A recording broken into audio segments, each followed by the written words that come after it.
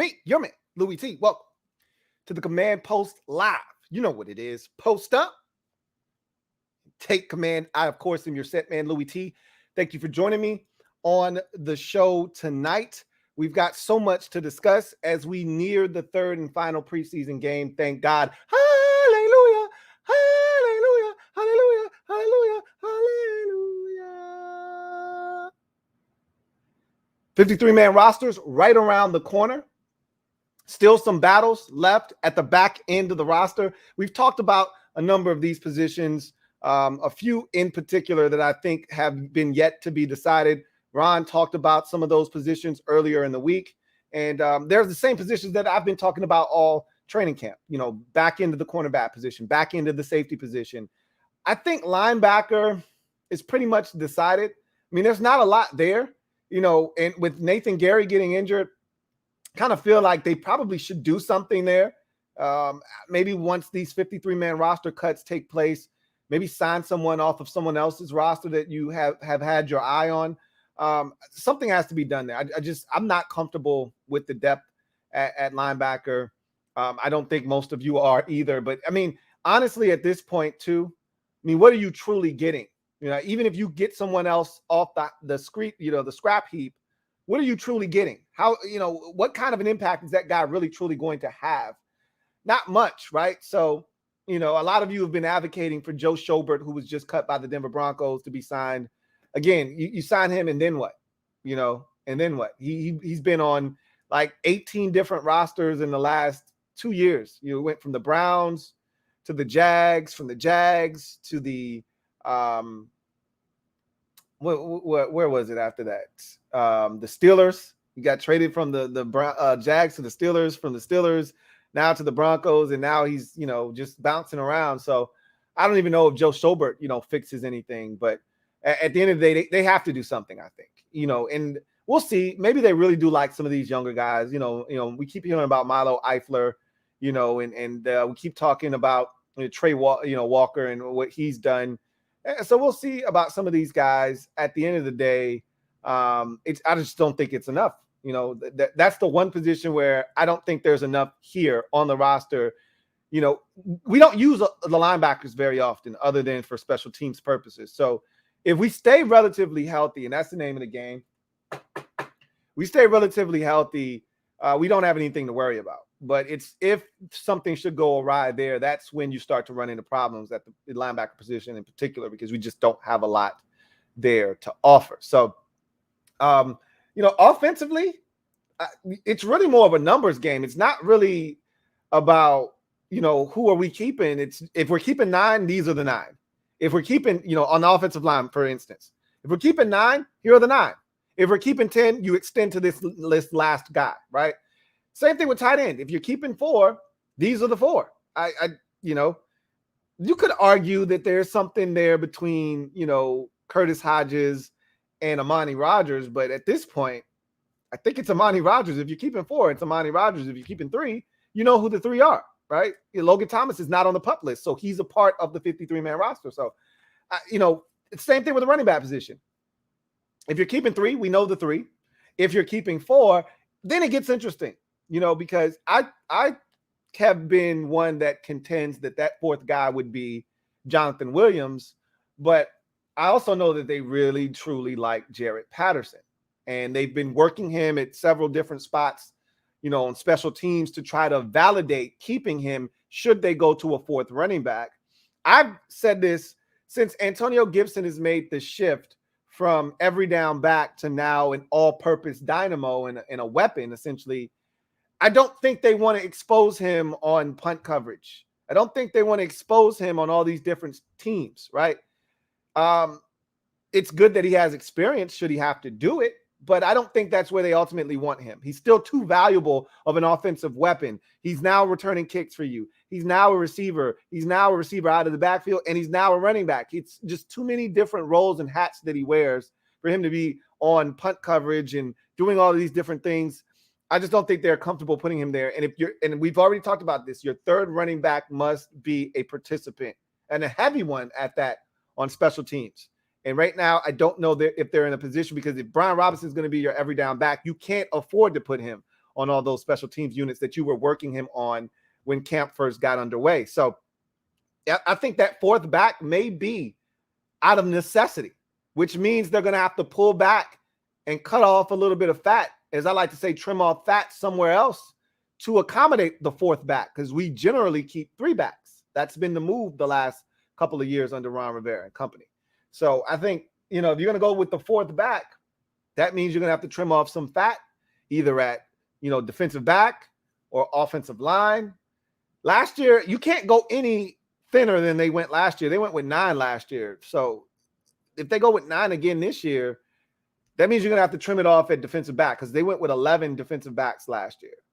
And now that there's no more Troy Apke, I think that allows you to go 10, 5-5, unless you really, truly love Steven Parker, because I think it's, 5-5. There isn't another corner. Like, you're not going to make it 6. There isn't another guy that you have to keep. We're scrambling trying to figure out who the 5th guy is. I don't think there's enough of a competition there to where you got to keep a 6th corner.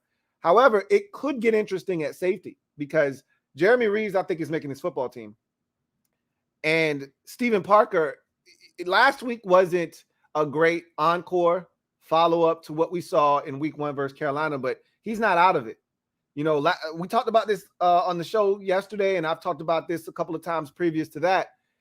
Last year in the 3rd preseason game, there were guys that made this football team. One in particular, Roberts. I talked about that the cornerback, Darryl Roberts, was the only guy that really showed up defensively, and he made the team off of that game.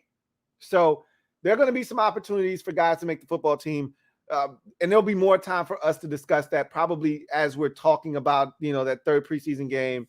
And then directly after it, we'll probably have more conversations about the roster in its entirety. And then next week, obviously, we will have the 53-man roster, and I will give my 53-man roster prediction probably shortly thereafter that Ravens game. Saturday, that game is. I probably will have my 53-man roster out the very next day, if not Monday for sure, because I think rosters have to be trimmed down to 53 by Tuesday. If I'm not mistaken, I'll have to check the NFL calendar just to be sure of that. So, very interesting day at practice today. We're getting healthy, guys, ladies and gents. We're getting healthy, and we're getting healthy at the right time. And thank you, Jesus, for that, because I was never truly worried about being healthy come the start of the regular season. However, the injuries were starting to mount. You never want to have as many as we did and have to start playing musical chairs with the offensive line and things of that nature. Tight end was, as dire as it gets. We started camp with 7 guys. We were down to our final tight end in Amani Rogers. So, that was crazy in itself. We're starting to get healthier there. I'll talk about some of the things that transpired at practice today with the tight end position in particular. I'll talk about the offensive line at greater depths, because we're getting healthy up front, which is so big for this football team, because we're going to need to run the football. We're going to need to protect Carson Wentz. That offensive line is going to be the lifeline of this offense if we're going to have any success. Wentz has to feel comfortable back there in the pocket. Some of the problems with some of his last stops is that he was under duress, heavy duress, especially last year in Indy. They ran it a ton, so the sack numbers don't look as egregious.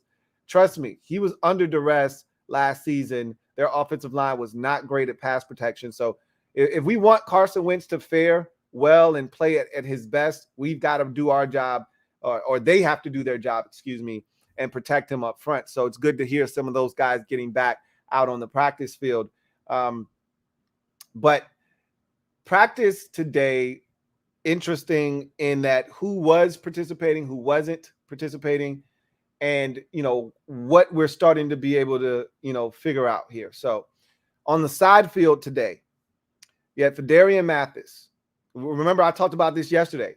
He had a slight limp after a play, limped off into the blue tent and was done for the afternoon. I think he turned his ankle. I think he'll be fine, but he was on the side field. He was riding a bike today. So I'll look for him to be, better down the road. I don't expect him to play in the game this Saturday. Speaking of the game this Saturday, Ron had something to say about that. We'll get into Ron's presser a little bit later on in the show. Jonathan Williams was on the side field, which doesn't bode well for him trying to make this football team. I talked about him being a guy that if they decide to go 4 running backs, he would be in that mix along with Jarrett Patterson.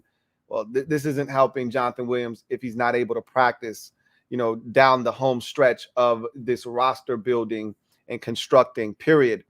John Bates was on the side field. Now, let me just add in a little bit of a nugget to give you an update on where John Bates is. So this is per John Keim that John Bates was off on the side field, getting in his usual work. However, he's ramping it up now, and he's starting to run at full speed. He's starting to run routes, change directions, cut, so he's starting to get closer. That's the same thing Logan Thomas was doing yesterday before jumping in and getting into 7-on-7s today, which we'll talk about here in a second. So Bates is getting close.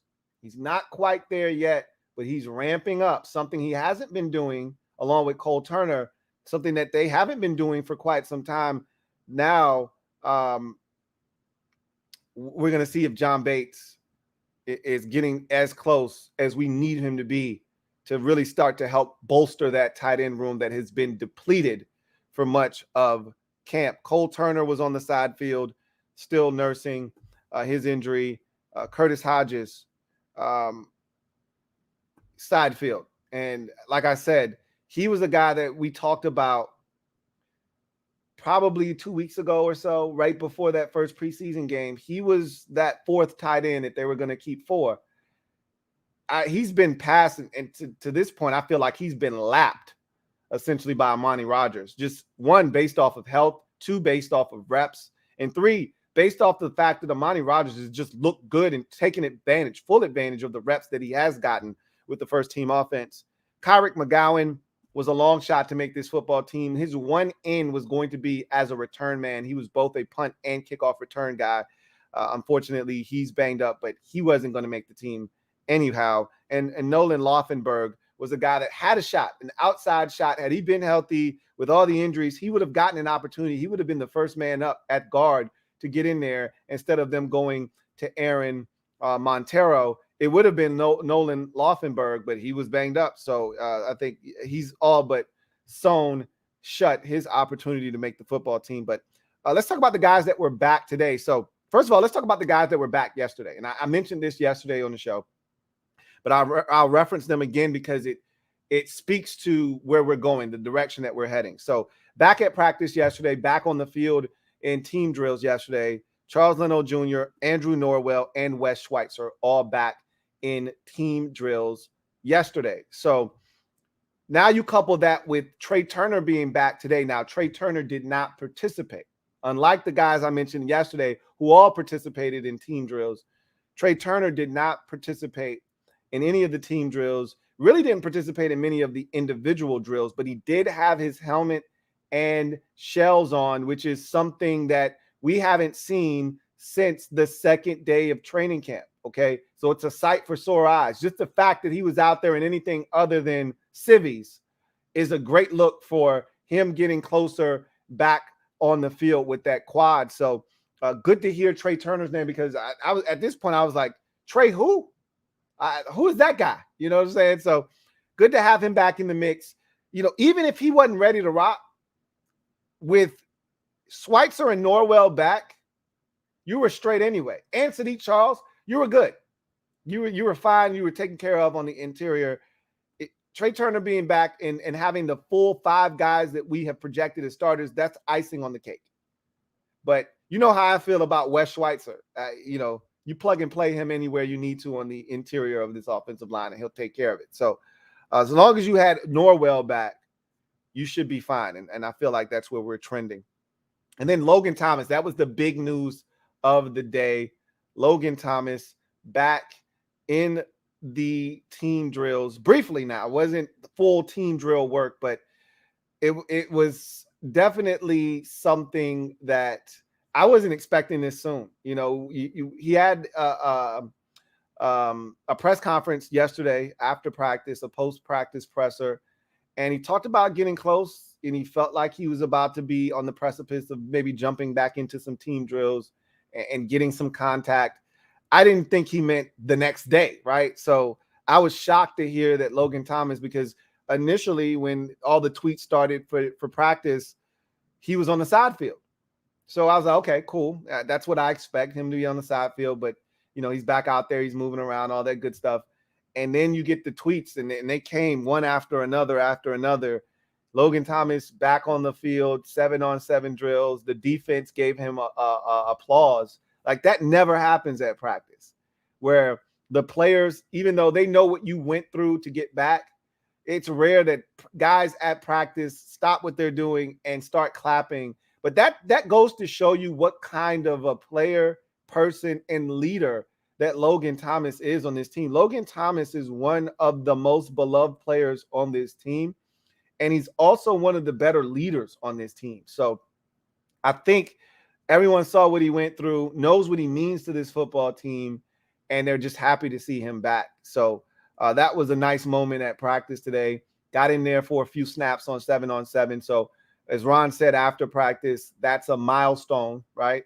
Just another mile marker that you knock down on the road to trying to get back, week 1, if that possible. But right now, I think all signs point to week 2 for Logan Thomas. Now, he was a week before schedule on when he came back to practice. He thought it would be after the Ravens' 3rd preseason game. He came back the week of that preseason game. So he's a week ahead of schedule. So I think his target has always been, and if you listen to his presser yesterday, he talked about, even if I need to wait an extra week, I'll be willing to do that. I think the target has always been week 2, but he came back a week earlier. Who's to say he doesn't come back a week earlier here and be ready for week 1? I'm holding out hope that he'll be ready come Jacksonville week 1, but if he's not, and he's not ready until Detroit the following week, so be it. I just want him healthy for either 17 or 16 games, whatever the case may be. I just want him healthy once he comes back. Like I said last year with Curtis Samuel, I don't want to yo-yo this guy back and forth.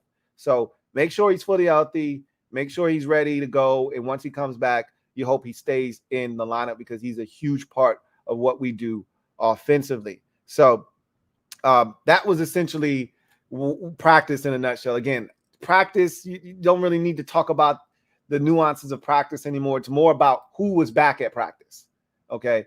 Who was out of practice, who was back at practice. Speaking of that, no Cam Sims. We'll get into that when we talk about what Ron had to say. I do want to pivot a second before we get into Ron's post-practice presser and talk about a move that Washington made from a roster standpoint. So Washington cut cornerback Channing Stribling. That was one of those USFL guys that we signed. Him and DeJuan Neal were the 2 USFL guys that we signed this offseason. So they cut Channing Stribling so that they could make way for a guy that they claimed off waivers, a name that you've probably heard before. Shouldn't ring a bell. In Wes Martin, the former offensive guard that was like a 4th-round pick here in Washington, probably back in like 2017 or so. Hung around for a little while, maybe 2 or 3 years, ended up getting cut and latched on elsewhere. He was with Jacksonville. They just cut him. Washington put in a waiver claim, and they got him. So he's back here in Washington. For how long? I don't know. This feels like we want to put guys on the field for preseason game 3, but we don't want to expose any of our guys. Don't want to expose Andrew Norwell. Don't want to expose Wes Schweitzer. Don't want to expose, you probably get a little bit of Sadiq Charles. I don't think you can avoid that, but, you don't want to put any of the good guys out there. And then Nolan Laufenberg, I just told you, is on the side field. He'd be one of the guys that would be doing the heavy lifting along with Aaron Montero and some of those guys, but he's injured. So you need somebody to help get you through that 3rd preseason game. That's probably what Wes Martin will be here trying to do, is to help them. And he could even be here. He's not going to make the team, but he could even be a guy that they keep around on the practice squad. Now that they've expanded those practice squad rosters to 16, it just gives you a lot more flexibility than you had in the past. So you could keep a guy like Wes Martin around in case of an emergency. Right now, I view him as strictly a body for this 3rd preseason game. They didn't need it at corner, but they definitely needed it at guard. And so that's why he's here. We'll see. Anyway, let's get to Ron's presser. after practice. So he talked about Cam Sims. So a question was posed to him about not seeing Cam Sims out there. I think it was Ben Standing that asked him about Cam Sims taking the shot against Kansas City.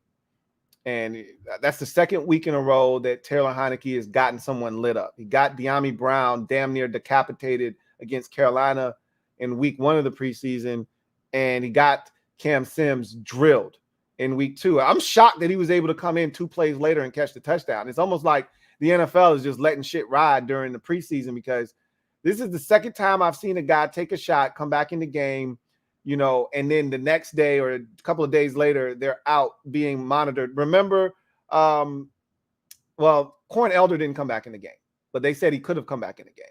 But he came back in, caught the touchdown pass 2 plays later. I saw him on the sideline kikiing with Taylor Heineke. They dapped each other up. Taylor's probably like, yo, my bad for getting you lit up. He's like, bro, it ain't nothing. Way to come back to me on the touchdown. But the man, complained of some symptoms, I think it was Monday. And so he wasn't out at practice. So he's in the concussion protocol. That sucks. But again, not going to play in this game. And he's got 3 weeks essentially to be ready for week 1. I think he will be. I don't like to play doctor, especially when it comes to concussions, because you don't know the severity of these things. But Cam Sims is in concussion protocol. So just keep that in mind. Hopefully it's a short stay and he's ready to go here in the next couple of weeks, get back into practice and all of that good stuff. Speedy recovery for him. Logan Thomas, 7-on-7. Ron said that was a milestone. We talked about that already. They're gearing him up to be ready for week 1, but I still think that week 2 is when we'll see Logan Thomas. Anything before that, week 1, I'll be pleasantly surprised. I'm hoping for it, but I'm not looking for it. Ron talked about the importance of the final preseason game. So Ron, harkened back to his days as a player and talked about a particular running back that, had a kickoff return, ran well in the final preseason game, and ultimately made the team because of that. And so he does put stock in that final preseason game. Like we saw last year, there are spots still up for grabs, and how you fare in the final. I can remember this clear as day. Back in 2019, Steven Sims Jr., final preseason game, a big punt return, couple of nice catches. One was a big catch and run, and he really set himself up to make the football team, and he did. So you can make the team in the final preseason game. And so Ron just wanted to reiterate that, there are some roster spots available back into the roster.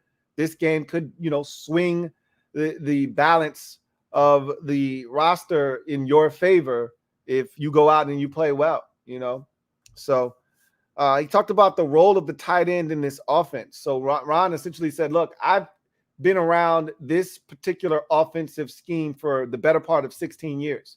And this is going back to his time in San Diego as a linebackers coach with the Chargers when Norv Turner was the head coach. And so he's like, I saw all of these great tight ends, and he listed them, Gates and Olsen and Shockey. And he said even Logan Thomas, in his first year here.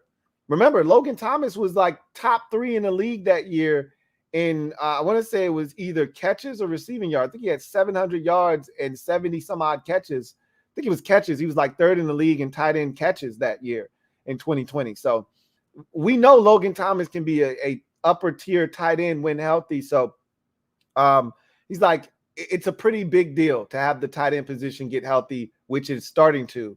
Logan Thomas coming back, John Bates on the mend and getting close. Soon thereafter, I'd like to think that Cole Turner will be back in the mix, and you'll have that room back at its strength and strongest, which is what we need, because so much of what I've seen so far, even though we've been running a vanilla offensive playbook, essentially, you're not looking to show anything. We've been running the same 4 or 5 concepts the entire preseason. Some of those routes, I could only help but think, what if that was Cole Turner? What if that was Logan Thomas? Is it a different outcome? In my mind, I'm saying, yes, I could be wrong, and it might have been the same exact outcome. But in my mind, I'm like, no, it's a different outcome. So be good to see those guys start to work their way back And the role of the tight end position is very big in this particular offense. And then he ended the press conference in a kind of funky, weird manner. He was asked about would the starters play in the third preseason game, and he just kept saying very limited. And then you couldn't really hear what the reporters were saying as follow-up questions, and he just kept repeating the phrase very limited. I find it hard to believe that we're going to see any real notable starters in the third preseason game. I can't even imagine him putting them out there. I know the way that the second preseason game went, especially for the starters offensively, not scoring a single point, moving the football, but not getting anything on the scoreboard. And then the defense having trouble with third downs. You'd love to boost their confidence a bit by maybe going out and stopping the Ravens' second team offense a couple of times and making them feel good about themselves. Remember, last year, your boy carved our, second and third string defenses up. There's no guarantee that he wouldn't carve our first team offense defense up. So there's no benefit to putting them out there at this point. I mean, honestly speaking, I find it hard to believe that very limited means anything more than, they'll suit up, but they won't actually go out there. They'll get some work in before the game, in warmups, but I can't imagine seeing Carson Wentz, because if you put Wentz out there, now you got to put the starting offensive line out there. You're not going to put him in harm's way with, a bunch of guys that aren't going to make this football team playing, on the offensive line. You're just not going to do that. So if you put Wentz out there, now you got to put the starting offensive line out there. And if you're going to put the offensive line and Wentz out there, you're going to put the receivers out there and the running backs to give him a chance to succeed. So it's a slippery slope. You open Pandora's box by putting your quarterback out there, and then everything else kind of follows suit. That's not happening offensively. Defensively, I could see Ron being pissed off enough to say, hey, put the starters out there for a possession. They better get off the field on the very first third down that they see, and let's get this thing over with.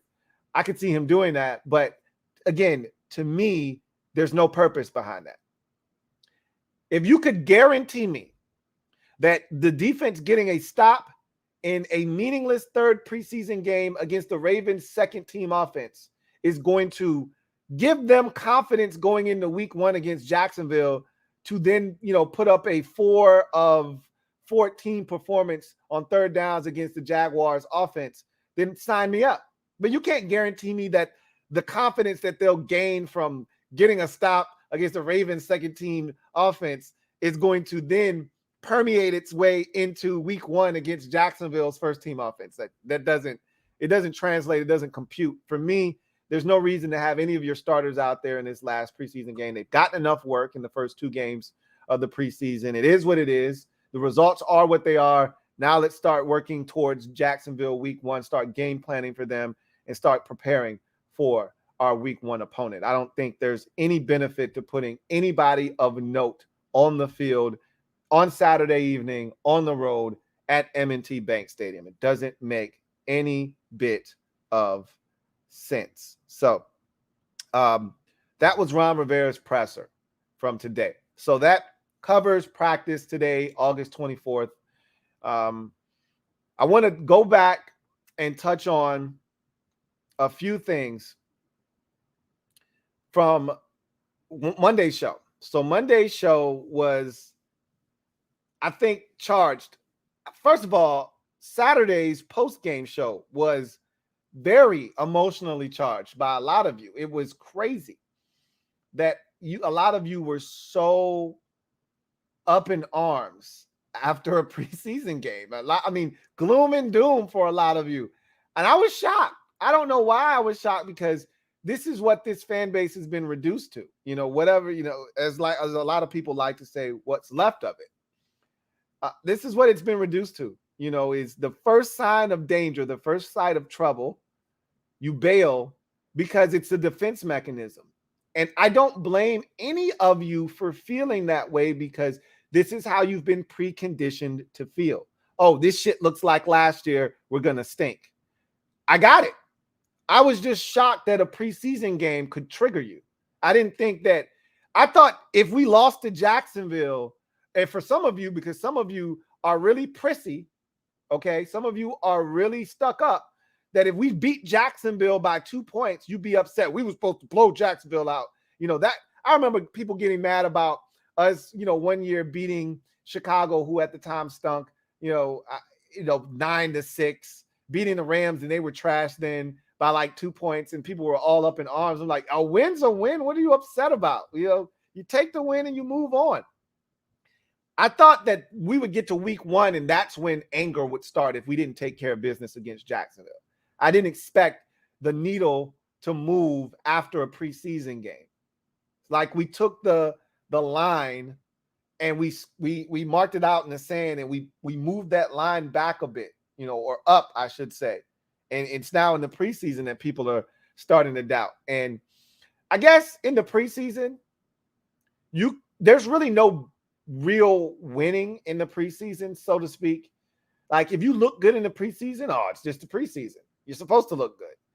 If you look bad, I think that's the only thing, is just don't look terrible in the preseason. And the defense hasn't gotten stops on third down. It hasn't been terrible, like some of you have, said, but whatever the notch is above terrible, that's where the defense has been, because it hasn't gotten off the field on third downs. Terrible would have been, they're not even getting the third downs. They're getting first downs on second downs, and they're not even having to see third down. That's the shit that would have scared me. That would have made me sound the alarm, right? But we're getting teams to third down. We're just not getting off the field on third down, which is important. And so it's a big deal, because third downs are the most important down in football. But Monday I came back and I did a show where I kind of broke everything down, and I got some great responses from some of you out there. And I just wanted to talk about some of those responses and kind of talk about the feeling, right? Because I get it. And I always preface everything I'm saying with, I get it. I understand. I've been going through this. See, it'd be one thing if I was trying to empathize with you and I didn't get it. I have sympathy for you because I've been going through this with you for the last 20 plus years. I've been going through this with you.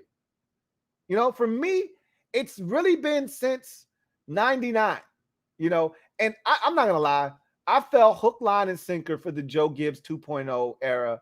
05, coming within, a whisker, a Carlos Rogers interception early in the, first quarter to put you up 10-0 away, because you knocked Sean Alexander out of the game. Their offense was okay, but Alexander was the league MVP that year.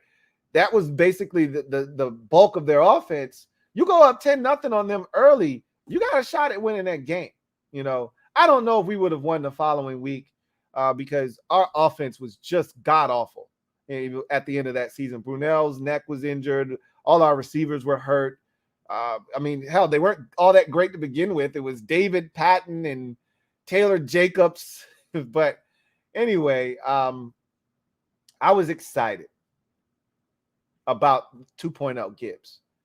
But after he retired, I don't know if I ever felt like, okay, this is actually going to materialize. 2012 was great until Griffin got injured. I knew it was never going to be the same. Once I heard all the stuff coming out and all of that, you could see where that was going.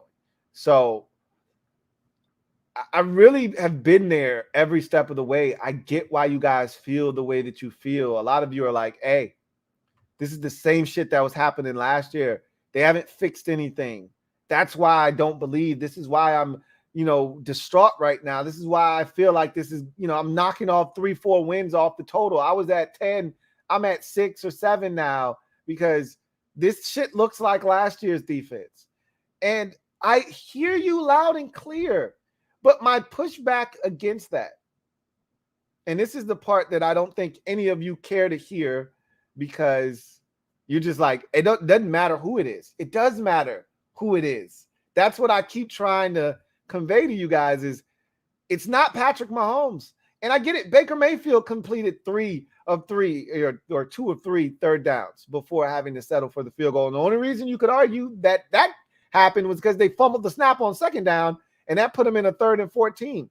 Whatever the case may be, I just contend that when you look at the schedule and you look at the teams that we're facing and you look at the quarterbacks that we'll be playing against, it's not the same as last season when we were 31st in the league on third downs defensively. It's more like the schedule that we played in 2020 when this defense was 6th overall on third downs defensively. And that is why I am confident. Couple that with, and I know, again, you don't want to hear this because actions speak louder than words. So I understand why you don't care to hear this. But the communication on the back end is better. I've seen visual evidence. I know a lot of you are like, where? I've given you examples. I'll give you one here, plain as day. The Carolina game, first week of the preseason, they go over the top. Last year, the first 8 games of the season, anything deep and you couldn't see, you had to hold your breath because more likely than not, the receiver that was having the ball thrown to him was 3-4 steps, maybe 8 yards of real estate with no defender in sight. Okay? That was the defense last year. There was no communication. Guys didn't know where they were supposed to be. There wasn't any talking pre-snap. And so they think they got safety help. There's no safety there. They turn a guy loose. It's a touchdown. We saw it so many times early in the season last year. It was a joke. First time a team takes a shot deep on us and there are 2 defenders back there. They're communicating better. Okay? And you hear this to a man in camp that the communication is better. You can see it. It's better. And I've talked about the third downs and I've said, look, really it's come down to one of 2 things. Either there's not enough pass rush, and that was in the second game, or the secondary, there's one guy in particular. And you could argue even with the pressure not being as great in the second preseason game, there was still good coverage down the field, and there were still opportunities to get off the field. And one guy, it seemed like on every single time, single third down snap, didn't do their job. And it really was Cam Curl. But that's nor here nor there. The bottom line is we're not that far away, is what I'm trying to tell you. It'd be something different if I'm looking at this defense and it looked like last year where it's third down and like the Buffalo game, the first third down of the game, the Bills run a curl route. It's a third. Matter of fact, it was a shallow cross. They ran a mesh concept. First third down of the game. We got the Bills in like 3rd and 11. The first third down of the game. They ran a shallow cross, a mesh concept, and there is nobody by Emmanuel Sanders. He catches it and runs for like 15 yards. You're like, what the F is that? It looked like that first third down against Carolina where they run a simple mesh concept and the receiver underneath catches it and there's nobody around and just a bunch of space. That's what should scare you. I watched that play against Carolina because there was no excuse for it when we played Buffalo. I went back and watched it and I'm like, what are we doing? Like you could clearly see who made the one guy that made a mistake. It was Cam Curl in that Carolina game when they caught that mesh concept. So you can see it. You understand what the issue is. That was a great blitz by Jack Del Rio. I know a lot of you can't stand Jack Del Rio. That was a great blitz. Great concept. Everything was set up perfectly, and Cam Curl stopped his feet. He stopped his feet. So if you're a mob member, I'm going to carve out a little bit of time. I'm going to break down a little bit of that film for you so you can see what I'm talking about. If you're on Patreon, I'm going to make sure you have access to it as well. Okay? And show you a little bit of what I'm talking about. I'm not looking to put you at ease. I'm just looking to show you here. Look, see, this is what I'm talking about. Nothing I say is going to change your mind. And a lot of you are saying, I've been, I was talking about this and I brought this up. And hold on a second. I gotta make amends right now. Because I owe an apology for someone that I hold near and dear to the program. And I feel so bad because I can't be doing this. So I got to give a huge shout out to my guy, viral hip hop news. I called him Hip Hop News Uncensored. Okay. And he came back and he was like, Hip Hop News Uncensored is a damn Eagles fan. And he's like, coincidentally enough, it's my cousin, but still, it's a damn Eagles fan. So first of all, shout out to Viral Hip Hop News. I am so sorry for the confusion. I apologize.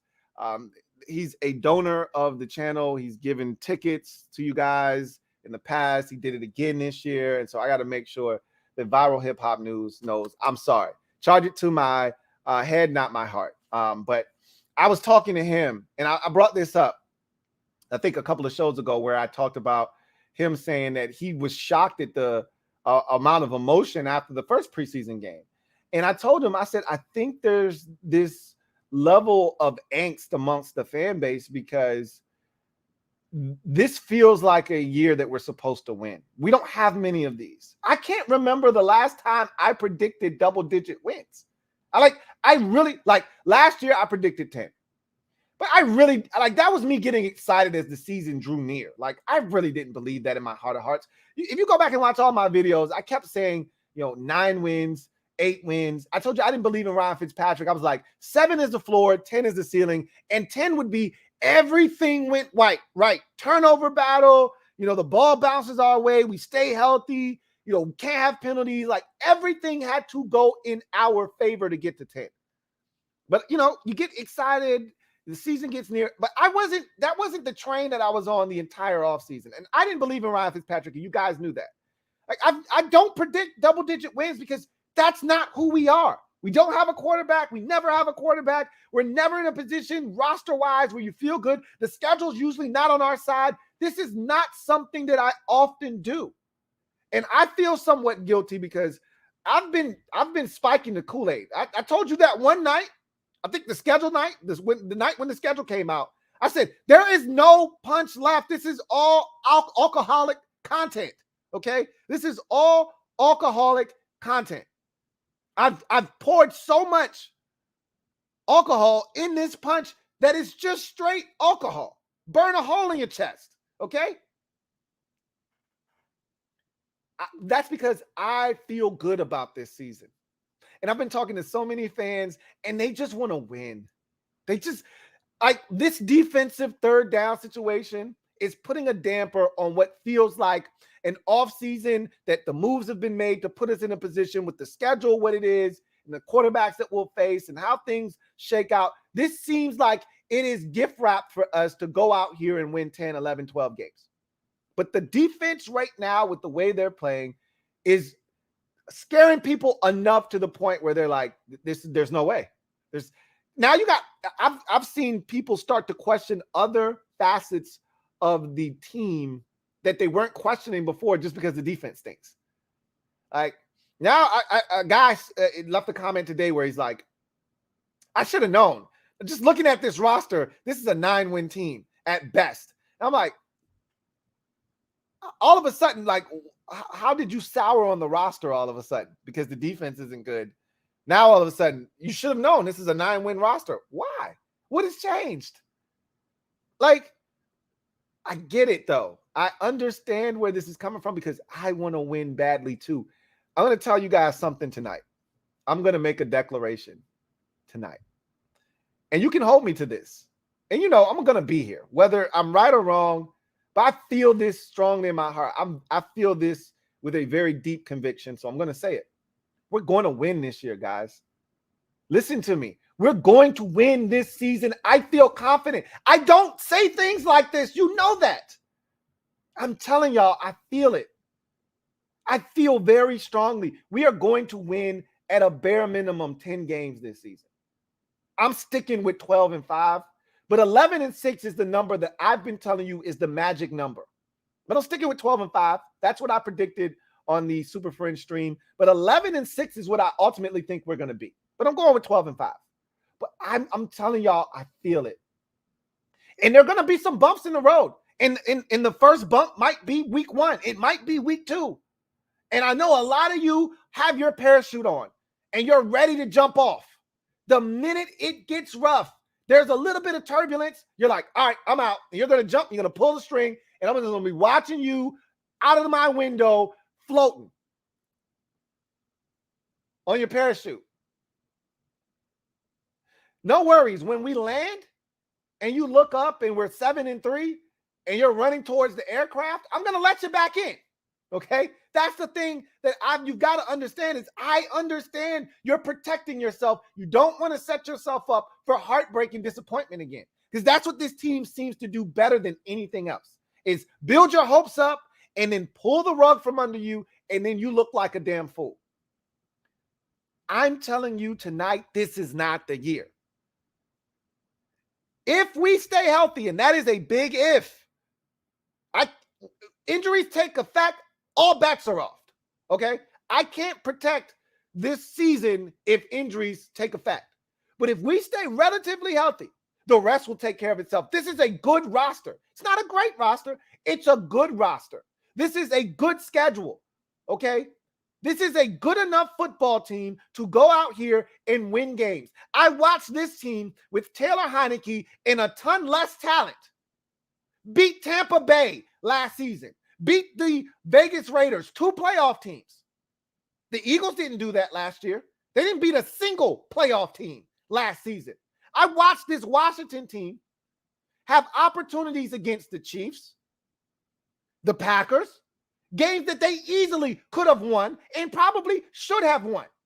The Saints, this is when they weren't playing good defense. That Packers game was the cutoff. I thought they started playing their best defense, starting with that Packers game. It bled into the Denver game right before the bye, and they came off the bye, beat Tampa Bay, and the rest is history. But they weren't playing good defense against Patrick Mahomes and company. But they went out there, they pulled their big boy pants up, they got some turnovers, and they kept themselves in that ball game. And we had a 13-10 lead at halftime. And then your boy, okay, Dustin Hopkins missed the field goal that would have gave us a 6-point lead, and it went to shit from there.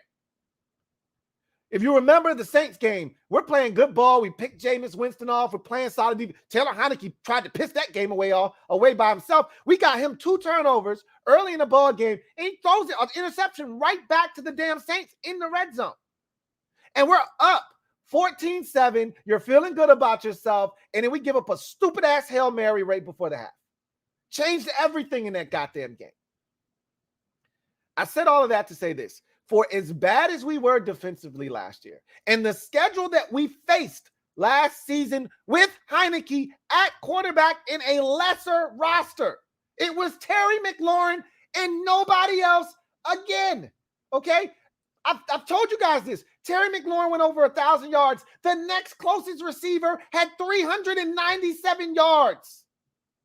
That was our offense. Antonio Gibson had 1,000 yards rushing. Terry McLaurin had 1,000 yards receiving. That was it.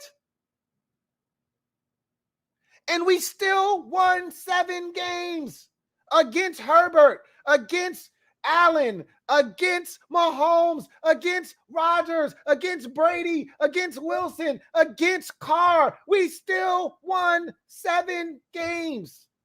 We're not playing that schedule. We're not going to play that bad defensively. I promise.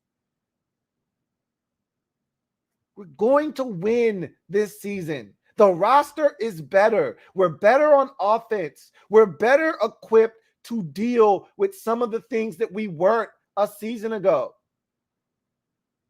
I can't promise you the defense is going to show up every week. I can't do that. But what I can promise you is that the offense is in a better position to bail us out when the defense doesn't have their fastball. That's what I can tell you. Because the defense is going to do what they did last year at a bare minimum. They're going to force some turnovers in certain games, and they're going to give us some field position to play around with. This offense can take advantage of it. We're not going to, and remember, I didn't even add this in. We had a bogus kicking situation last year that you could argue might have cost us 1 or 2 games. Definitely the Denver game. Without question, the Denver game. Definitely didn't help us in the Green Bay game. I said all of that to say this. We're in a really good spot. From a roster standpoint, I think this third year of Ron is a big year. He knows it. I think this coaching staff is in a good spot this year. I think Scott Turner's in a good spot this year. I think a lot of you have soured on Scott Turner. Some of you haven't. They believe in Scott Turner, which is why they gave him the contract extension. I believe in Scott Turner, and he's going to be able to show you what he's fully capable of this year with a quarterback that can actually go out. Now, Heineke knew the offense, and you saw Heineke go out there and be very efficient at times. The Carolina game, the Tampa game, you know, the Giants game, the Falcons game. There were games where Heineke had it going. He knew the offense. Wentz may not have as sharp of a knowledge of the offense, but the plays that they do call, he's going to be able to execute them at a much higher level. And we've got more playmakers now. More guys that can hurt you, impact the game. I just told you last year it was 2 guys and that was it.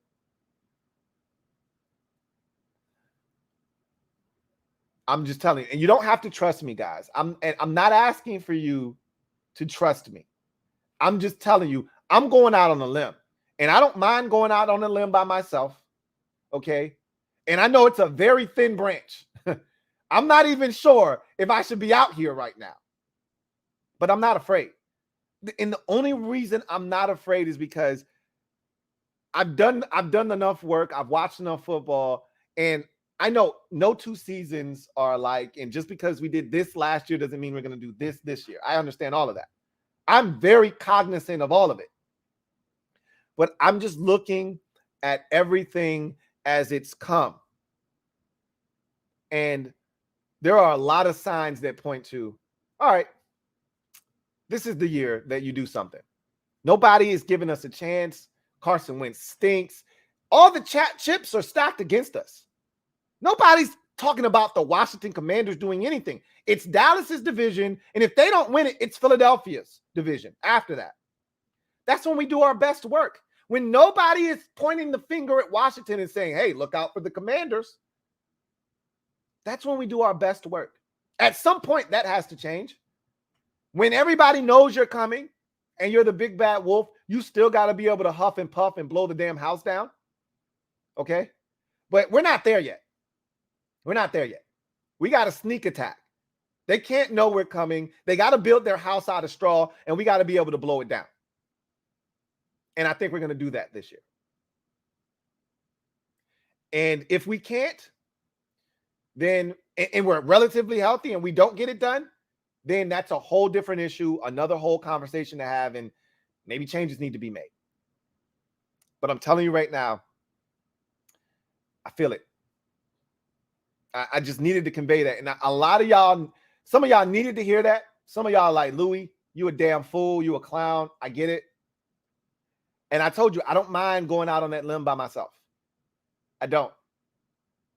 And I'm not looking for the I told you so's at the end. But you know, if we end up being really good, I'm going to say, what did I tell y'all? Okay. But I'm not looking for the I told you so's. I don't care anything about that. If I were saying that we were a 7-win team and we won 12, I would be the happiest guy in the world because I just want to win. Okay. I just want to win. I don't care how it looks, how it comes. I just want to win. I think it's going to happen this year. I think it's going to happen this year. And so call me crazy. Call me whatever name you want. All the names in the book. I was on Twitter today, and this was fun. I had fun doing this. All right. It was petty. It was nonsensical. I had time. So I was on Twitter. Okay. So, a comment from yesterday ended up on my Twitter feed, on my timeline. Lord Brunson tweeting about Chase Young being a bust. Is he heading towards bust potential? And I'm like, is this off the news, off the heels of the news of him being out for the first 4 weeks, being placed on the PUP list? Is this what's sparking this conversation? He's always been on that bust, because this is the thing. Eagles fans have never been this up close and personal to a guy that looks like Chase Young. So they're admiring our stuff from a distance, hoping that it fails so they can point and laugh, because they don't have anything that looks like this. Okay. All their stuff is marginal over there. So we got something over here that might be, because you see what the Cowboys have in your boy, Micah Parsons, right? He looks like a Tasmanian devil. He looks like an animal, okay? And we might have one of those in Chase Young, okay, if he can get back to what he was in his rookie season, where he forced 3 fumbles and 7.5 sacks and impacted the game in a multitude of ways. Couldn't even run on his side, nor really Montez Sweat's side either. But if he can get back to that and then take it to that next level, he didn't have one. Cowboys got one. We got one. I don't know if the Giants have one or not. They drafted a couple of guys. Azeez Ojulari looked good in his rookie season. They just drafted Kayvon Thibodeau. We'll see what he turns out to be. Obviously, he just got injured, but they may have something in New York. But we may potentially have something here. Dallas definitely has something there, and he doesn't have shit. So they're over here eyeballing our stuff, talking nonsense. So I engaged. First of all, why you got our name in your mouth? That's the first thing I wanted to know. Why are you talking about us? Okay? We ain't thinking about y'all no more. We thinking about the Jacksonville Jaguars. We getting ready for the season. Why is our name and our players' name in your mouth? We're not talking about none of your Eagles players. We ain't talking about Jalen Hurts no more. You worried about is our guy a bust? How about the receiver you took in that same draft? Is he a bust? I'm pretty sure they would say, yeah, he stinks. Cool. Worry about him. Worry about Jalen Hurts. Worry about, are y'all going to maximize this great season or this all-star team, as Miles Sanders says you have? Are you going to maximize that? Worry about that. Why are you worried about what Chase Young got going on over here? I love it. We got real estate in their heads. Rent-free, I might add. Okay? We ain't thinking about them. Why are you worried about us? If you swept us last year and we in the rearview mirror, why are you worried about what we got going on over here? Boy, I swear, I tell you, man. Anyway, I digress. These guys, these Eagles fans, a lot of tough talk, man. A lot of tough talk. They fake tough guys, though. And what I do with those guys, I break guys. Those fake tough guys, I break those guys. We'll see what happens. I'm done talking. I told y'all this like 2 weeks ago. I'm done talking about the Eagles. Done talking about Carson Wentz and, all of that stuff with the Eagles. We got them in week 3 and we got them in week 10. We'll talk about those guys then, okay? We'll let the play on the field do the talking, okay? We can talk until our face turns blue. We got them in week 3. We don't have to wait until week 15 this year to play them. We got them in week 3. I'm not worried. I'm not scarried, okay? Anyway, I digress. So I posed a question to y'all tonight before the show. It's in the comments. It's in the title. What do you think will ultimately be the biggest regret that this team will have looking back this offseason? So we get to the end of the season and you look back at the season and, we don't know what's going to become of the season yet, but you look back at the season and you say, man, I knew they should have fill in the blank. They didn't do this, or they did do this and they shouldn't have done this. What is the biggest regret that you think they will have? As you look at this roster now, as we prepare for this season, there's so many different angles that this thing can take. I know some of you, they should have gotten rid of Jack Del Rio. That's going to be in there. They should have drafted a linebacker. That's going to be in there, right? I want to hear from you guys. What is the biggest regret that you think they will have? I'll give you mine later on in the show. And I'll see if anybody else has the same one that I have. But I'm going to let you guys have the floor with that. Meanwhile, I'm going to jump in the comment section and see what you guys have to say. So I want to thank you guys first and foremost for chopping it up with the kid tonight. It's always great to be able to chop it up and be amongst my people, my fam, the MOBB. Stand up, we in the building. You know what it is. So anyway, let's get the party started. And tonight, Metaphor does the honors. Thank you for the super chat. Greatly appreciate you, Metaphor. Thank you for being a member of the MOBB, who writes, sorry about your boy, Kelvin. Says, Michelle punt return TD makes the 53 roster. I don't even think has he even been on punt returns? I don't even think Markin Michel has been back. He wasn't even listed on the punt returns. And truth be told, he hasn't been back there not a single time. I don't think. I could be wrong about that. I don't think he's been back there. I don't think he's a punt returner at all. So, and obviously, Kelvin Harmon, not my boy. You're being funny there. But I told you guys he wasn't going to make the team, and I said I wouldn't be shocked if he got cut these next round of cuts down to 80, and he did. That drop sealed his fate. If he was ever going to have a chance, and it was a long shot, even if he would have caught that ball and ran into the end zone, it still was going to be a long shot for him. But dropping that football, then running out of bounds and then diving back in bounds and being the first to touch it, that's an illegal touch. That sealed his fate. He's a nice guy. But and honestly, I don't think he's going to get another look in the league, because after we cut him loose, nobody else came calling. He didn't get another tryout or run or nothing with no one else. And we came calling again. And I don't think we're going to call him again. I think this is it for him. And somebody said, well, I think it was my boy Rich. It was like, well, maybe he'll be on the practice squad. No. This is how the practice squad works. Practice squad guys are the ones that don't make it on that final 53-man roster cut down. You cut a guy from 90 to 85 or 85 to 80 to give him a chance to latch on with another team, because you're done with him, which is why the Raiders just got rid of Kenyon Drake. They want to do right by Kenyon Drake. He's a veteran. He can help another team, give him an opportunity to get into somebody's system. With 3 weeks left, he can learn, cram, and get to a position where he can be on a roster week 1 as a veteran, all right? And have your contract guaranteed to you, and also be on that week 1, opening day roster and be able to help and contribute. That's why you cut a guy early, to give him a chance to latch on elsewhere. 53-man roster guys, the guys that get cut during that 80 down to 53, you're cutting that roster down, and it's guys that you really like that you didn't want to have to cut, but you have to, but you would hope to get them back on your practice squad. That's not what they did with Kelvin Harmon. He's done. He's not coming back. And Sammy Reyes, in that same comment, my guy Rich was like, what if Sammy will be on the practice squad? No. Sammy Reyes is done in Washington. That's why they reached an injury settlement with him, because he feels like he can go elsewhere, which he probably can, and signed on with someone, even if it's in a practice squad capacity. The man had a hamstring injury or something, something minor that he could heal from in 2 or 3 weeks, max.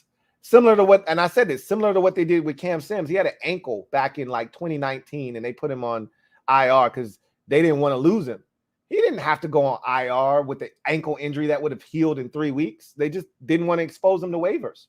So you put him on the injury, reserve list. And if that guy is comfortable with your organization, he'll take the L. He'll sit out the entire season. He'll come back the next year, and he'll try to make the roster then, which is what Cam Sims did. If that guy is not comfortable with that situation, being out the entire year, not being able to work and practice and things of that nature, then you reach an injury settlement, you cut him free, and now he's able to sign with another team. And that's what Sammy Reyes is going to attempt to do. So anyway, Markin Michel's opportunity came and went. He's not making a football team. Let's see. Got a new member here. Robert Parrish, stand up. You are officially the newest member of the MOBB. Thank you for your patronage. Mob, you know what to do. Welcome Robert Parrish with open arms. Show him what it means to be a member of this beautiful, growing family here, the MOBB. Robert, we've chopped it up numerous times. Now we're going to chop it up as members of the mob. Looking forward to doing that. Robert Parrish, welcome to the squad. All right. Let's see. Aaron Carson, stand up. You are now the newest member of the MOBB. Welcome aboard, Aaron Carson. Mob, you know what to do. I don't have to tell you what to do. Aaron, welcome aboard. So glad to have you. Looking forward to chopping it up with you, even if you are a lurker and you're just going to be watching the games with us on Sundays and chopping it up with us there. That's awesome. Whatever the case may be, I am so glad to have you on board. Welcome to the squad, Aaron Carson. All right. Chris Bloomfield, thank you for the super chat. Greatly appreciate you. My guy, Chris Bloomfield, writes, Lou, Chris, need your email. Bought 3 tickets for the Giants flex game after our bye, but recently got a single ticket for the same game. Want to contribute to the fam. No IG or Twitter, only have Facebook. Okay. I can definitely get you my email, Chris. Actually, if I'm not mistaken, my email is in the description of every single video. I'll check right now just to make sure, but I feel pretty confident that the email is, in the description of the video, but I will check just to make sure.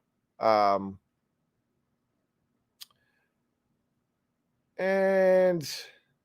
I am wrong. It is not in there. But I can drop it down in the comment section right now. So that is what I will do. I will drop the I will drop it in there right now so you have it. It's pretty simple. LouieTeeNetwork at gmail.com.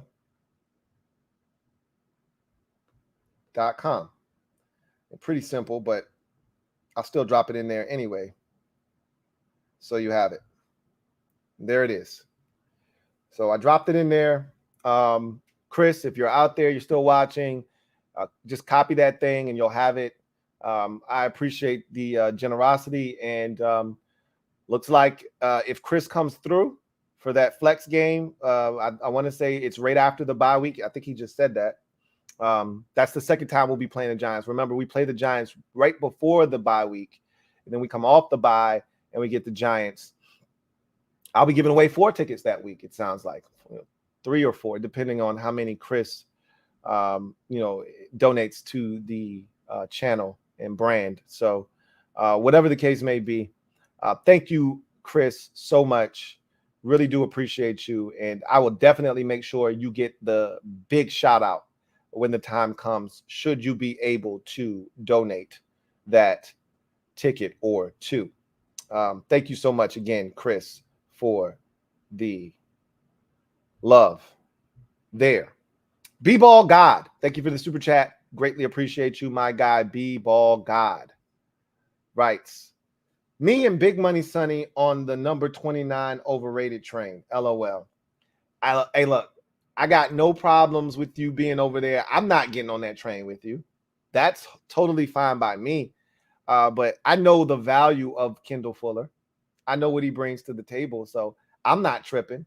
But if that's how you feel, I can't tell somebody else how they should or shouldn't feel about a player, a situation, a team, or anything. It is strictly opinion-based. So your opinion is that he stinks, or is he's overrated? I don't know if you're saying he stinks or not. Big Money Sonny thinks he stinks. Okay, he's baked ziti, right? But I don't know if you're co-signing that or if you're just saying he's overrated, because I think, around league circles, Kendall Fuller gets respect, which he deserves, but I'm not here to prove his case or plead his case for him. His play on the field usually does the talking for him. So I myself am a Kendall Fuller supporter.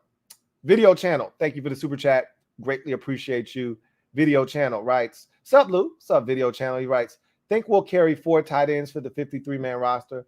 I do. I really, truly do, especially with Logan coming off the injury. I think even if he was healthy for the start of last season, and they carried 4 tight ends last year.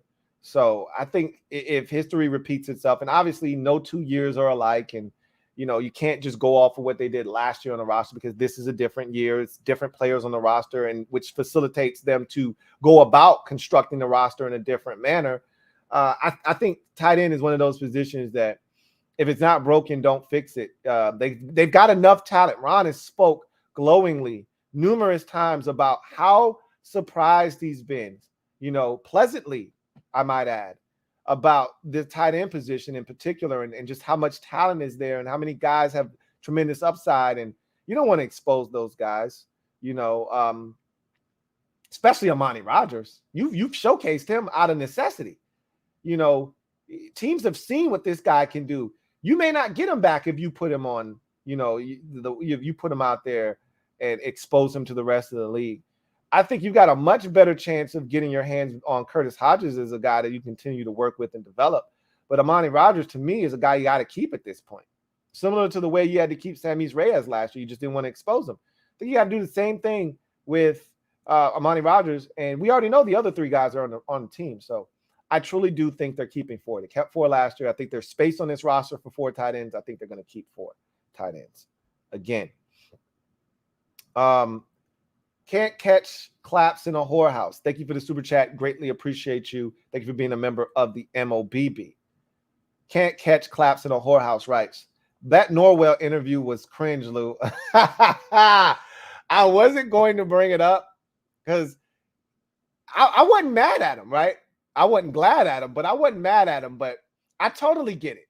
These reporters sometimes, it's like they have nothing else to talk about, so they kind of piggyback off of one another.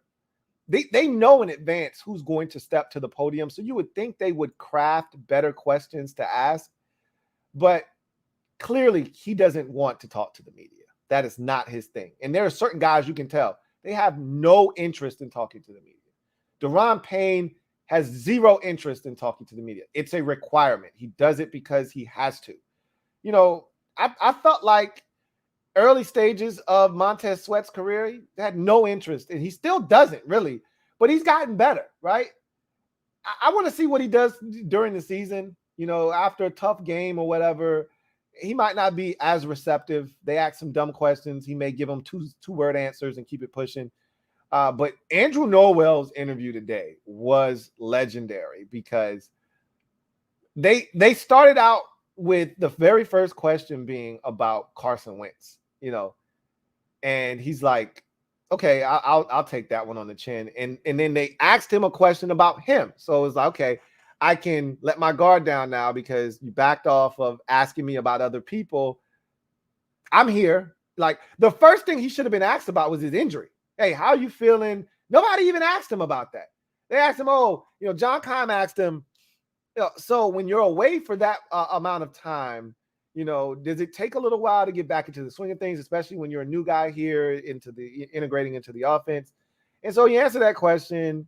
And then John was like, hey, and before I let you go, hey, what do you think about Carson? And he's like, another damn Carson Wentz question? All right, I'm going to answer this shit. I'm telling y'all working my nerves. So he answered that, and he's giving you generic answers. He's got cut and paste answers. So you see where this is going if you're a reporter. But clearly, they didn't have enough intellect to say, you know what? I'm going to ask him about him. So then the next question is about Antonio Gibson. What do you think about him as a runner? And then, no, Brian Robinson. What do you think about him as a runner? I know you're not. Well, if you know I'm not looking back in the backfield, watching him run, if you know I got a job to do, why the hell you keep asking me about what I think about a running back? But he answered the question, and he gave you the same copy and paste he gave you with Carson. He works hard. He comes to work every day, and I think he's going to help this team. When a guy keeps giving you copy and paste answers, the shit is going downhill. Figure it out. Nope, the next guy jumps on. Hey, about Brian Robinson, he said, look, man, God damn it, I tried to give y'all the benefit of the doubt. If y'all not going to ask me shit about me, then let me go, okay? I'm not taking no more questions about nobody else but me. And the media members looked around at each other like, hey, well, if that's the case, you can go. We don't give a shit about you. Cool, let me go. All I could do was laugh because they didn't get it. You could see that one coming a mile away. And nobody had the presence of mind to either change the narrative, change the direction of the conversation, or say, hey, I'm good. We'll just wait till Jeremy Reeves comes to the podium, or we'll wait for Ron Rivera to hit the stage. They kept asking him questions about other dudes, and he had to put a stop to that shit. I wasn't mad at him. And I didn't cringe. I laughed. Red Wing 01. Thank you for the super chat. I told you I went to school for sociology, but I minored in psychology, and I really focused a lot of my attention on the psychology part of my degree. And I can see that shit. That's why I'm big on watching guys at the podium, body language, listening to what they say. You could see where that was going. Clearly they didn't. Red Wing 01, thank you for the super chat, writes, I think the writing is on the wall for Dax is wide receiver 6. You can write it in marker at this point, okay? Dax Milne is wide receiver 6. Ron told you that, what was it, Monday? When he said he was impressed. I think I talked about it either Monday or it was yesterday's show, where Ron talked about being impressed with certain guys, and he singled out Dax Milne. He's really been impressed with what he's done, not only as a receiver, but as a punt returner as well. Dax Milne, first of all, Dax made the team last year. It's not like he missed out last year. He made the team last year. So they drafted him as well. So there's double incentive for him to make the football team and continue to grow, because that's a guy they drafted, and they want to be able to say, look, there's another guy that we had a hit on late in the draft, like with Cam Curl back in 2020. Here's a guy we drafted in the 7th round in Dax Milne, and he proved to be a good contributor for us. So he's on the football team. The question is, are they keeping 7 receivers? They may. It's not out of the realm of possibility that they don't keep a 7th, but I don't think they will. I think it's 6, which is why Antonio returning kickoffs is such a big deal, because now you can split it up between Antonio and Dax and feel really good about what you have as, punt returner and kickoff return man. Sean Blake, thank you for the super chat. Greatly appreciate you, my guy, Sean. Thank you for the super chat. Writes, Lloyd Brunson talking smack about Chase being a bust on Twitter when Rager is absolutely trash, man. I hope we whip them Eagles, and shut them up. You see, Schobert was released. Thanks for all you do, Lou. Thank you, Sean. And I greatly appreciate you. Yes, I saw Schobert was released. I talked about that earlier in the show. Yes, I talked about Lloyd Brunson and that little exchange that I had. And honestly, this wasn't even about, I hate when dudes got to catch strays that have nothing to do with the conversation. Like, I didn't want to bring up Jalen Rager. I didn't want to bring up Jalen Hurts because I don't care. But, you coming after my dude, now somebody got to catch strays for no reason, right? And so I'm like, why are you worried about what we're doing over here, man? That's all. If you're not worried about us, if we garbage, if we're an afterthought and you swept us last year, then why are you worried about what we got going on over here? That's all I'm asking. Why are you worried about us? Little old Washington Commanders. Why are you worried about us? If we so trash and you swept us last year and you don't expect us to do anything this year, and you think you're going to mop us twice and Carson Wentz stinks and we're going to win 4 games and all of this shit, then why are you talking about us? Why are you talking about Chase Young? Why are you talking about us? Period. That's the only thing that's where I was coming at it with, from the angle, from that angle was, why are you worried about us? Worry about your corner getting cooked by Tyreek Hill in joint practices today. Worry about your man looking like he tried to break his damn leg trying to cover Tyreek Hill. Worry about that. Why are you worried about us? That's all. King of the North, thank you for the super chat. Greatly appreciate you. King of the North, thank you for being a member of the MOBB. Writes, been a fan 30 plus years, and this is how I feel right now. I see red flags on defense. Mills fired, and Ron still talking about the D-line to play his way. I've always thought the best coaching change scheme to fit the talent. So let's take this bit by bit, piece by piece, because I think this is a really good comment. So you should see red flags on defense. Against the first 2 first-team offenses we've seen, were 7 of 8. They're 7 of 8 on third downs. The Panthers were 2 of 3, and the Chiefs went 5 of 5. So you should see red flags. We're giving it up right now at, what is 7 of 8? What is that? Like 93%? I'm curious. Let's do the math real quick. See what 7 of 8 is. 7 of 8 is 87%. So we're giving it up at what, an 88% clip. That's alarming. You should see flags right now on red flags on defense. And my counter to that would be, well, they're not game planning. You don't want to hear that. I don't want to hear that. You know, that's my bullshit ass excuse and my way of making me feel better about it. But the fact of the matter is, I don't care that they're not game planning. I still want you to go out there and, you know, get off the field on third downs, no matter what defense you're playing or what you have or haven't game planned to stop. That said, I understand that sentiment. Mills fired and Ron's still talking about the D-line wanting to play his way. That right there, I think, is less of a Mills issue, more of a guys just got to be more disciplined, especially when you're playing. Like, you can be as loosey-goosey with your rush lanes as you want when you're playing Eli Manning, or in week 2, we'll be playing against Jared Goff. You don't have to have rush lane integrity. He's not going anywhere, okay? So you can be loosey-goosey. You can run up the field and, you know, run the entire, you know, track if you want, come back around, and he'll still be in the pocket. But when you're playing against, and we have a bunch of these quarterbacks on the roster, on the schedule this year. That's the thing that's a little frightening, which is why Ron is so adamant that you have to remain in your rush lanes.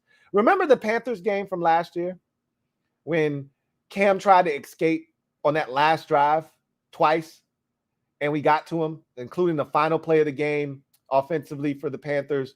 Daron Payne gets the sack with James Smith-Williams, and Cam tried to escape, and there was nowhere to go because they stayed in their rush lanes. That's why it's imperative that you do that.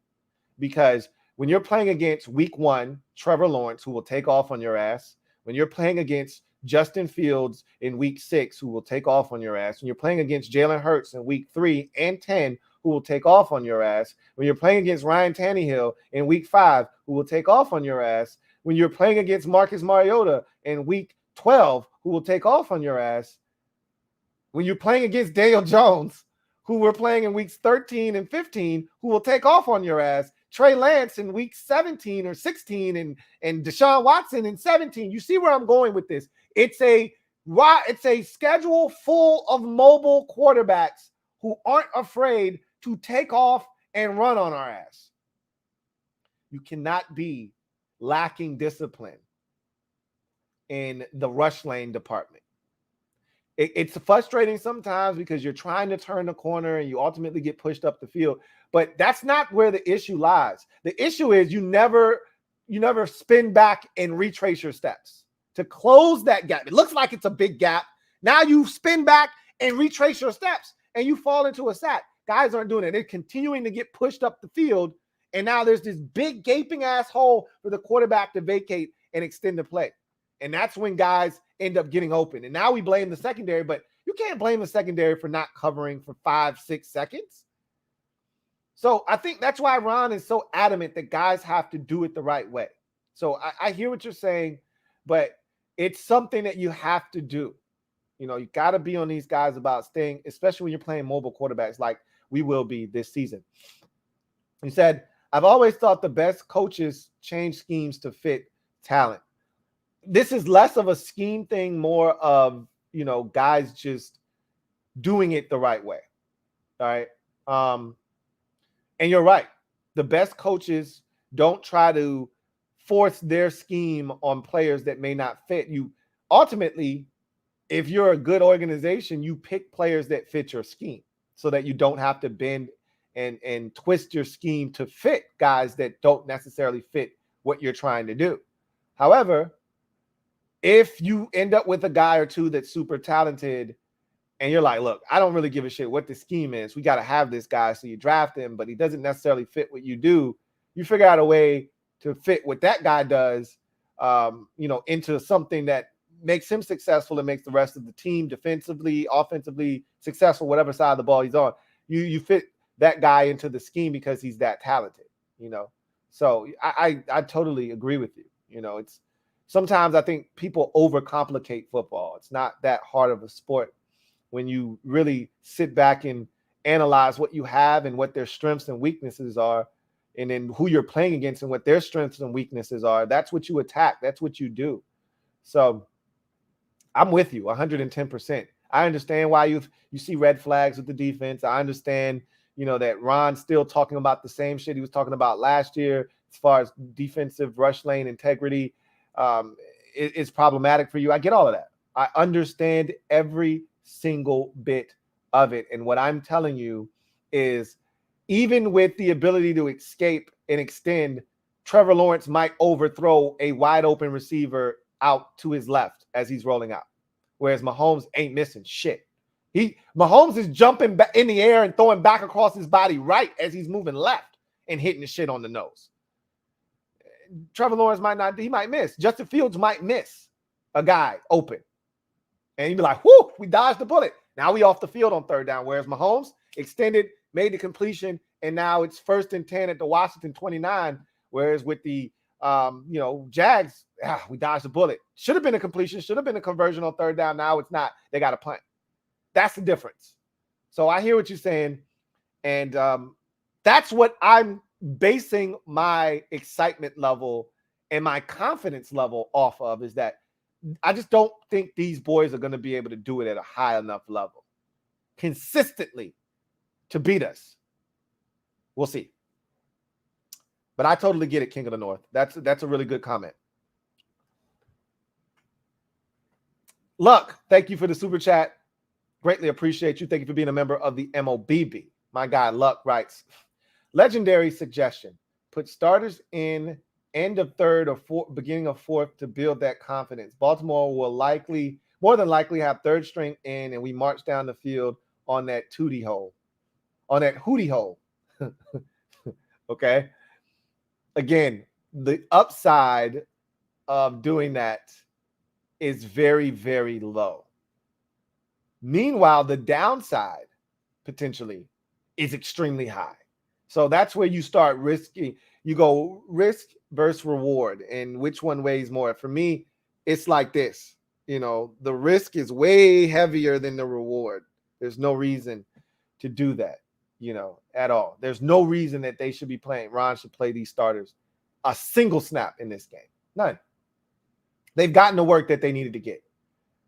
They got their feet wet. The starters played essentially a half against Kansas City, almost, a quarter and a half, essentially. I'm good with that.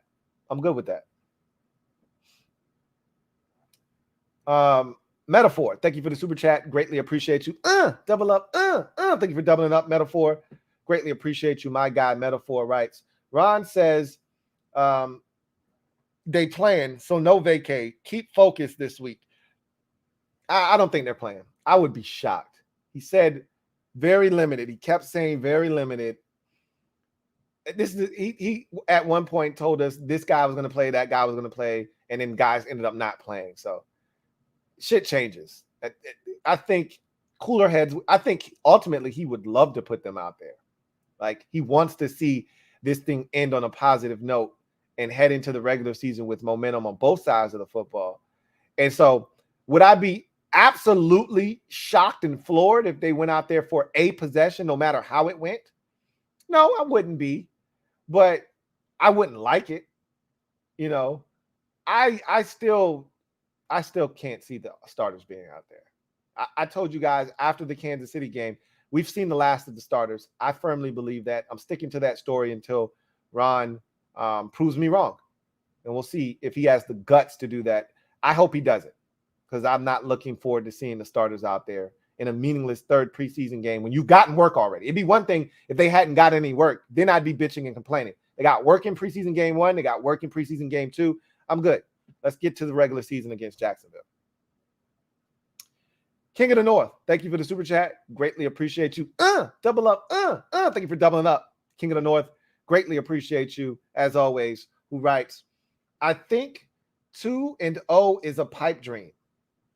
Look, the fact that I can't tell you the last time we started the season 2-0, you probably got to go back to the Rex Grossman 2010 season. I believe that was where we started 2-0. When I want to say week 1, we beat the Giants. I think that might have been 2011, actually, because it was Kerrigan's first game, and that was the game he picked off Eli Manning, batted in the air, ran it back for a touchdown. And then we won the following week. And then I think Rex vomited all over himself against the Eagles in the first half of the third game. And they put in John Beck, and shit went downhill from there in 2011. I don't think we started 2-0 in any other season. I mean, just think about that. If that is true, and you guys are out there, I get you guys on it, the crack staff on it. If that is true, we haven't started a season 2-0 since 2011. That is piss poor pathetic.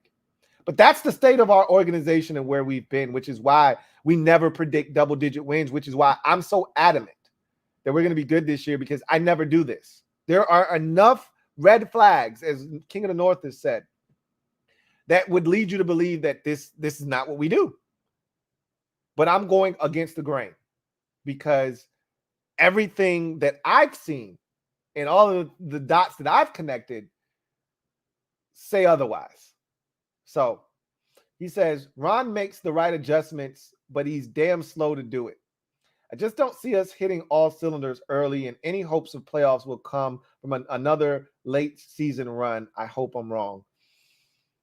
Again, this is another great comment by you, another great post here, because you're right. Ron makes adjustments. Sometimes it just takes a little bit longer than it should.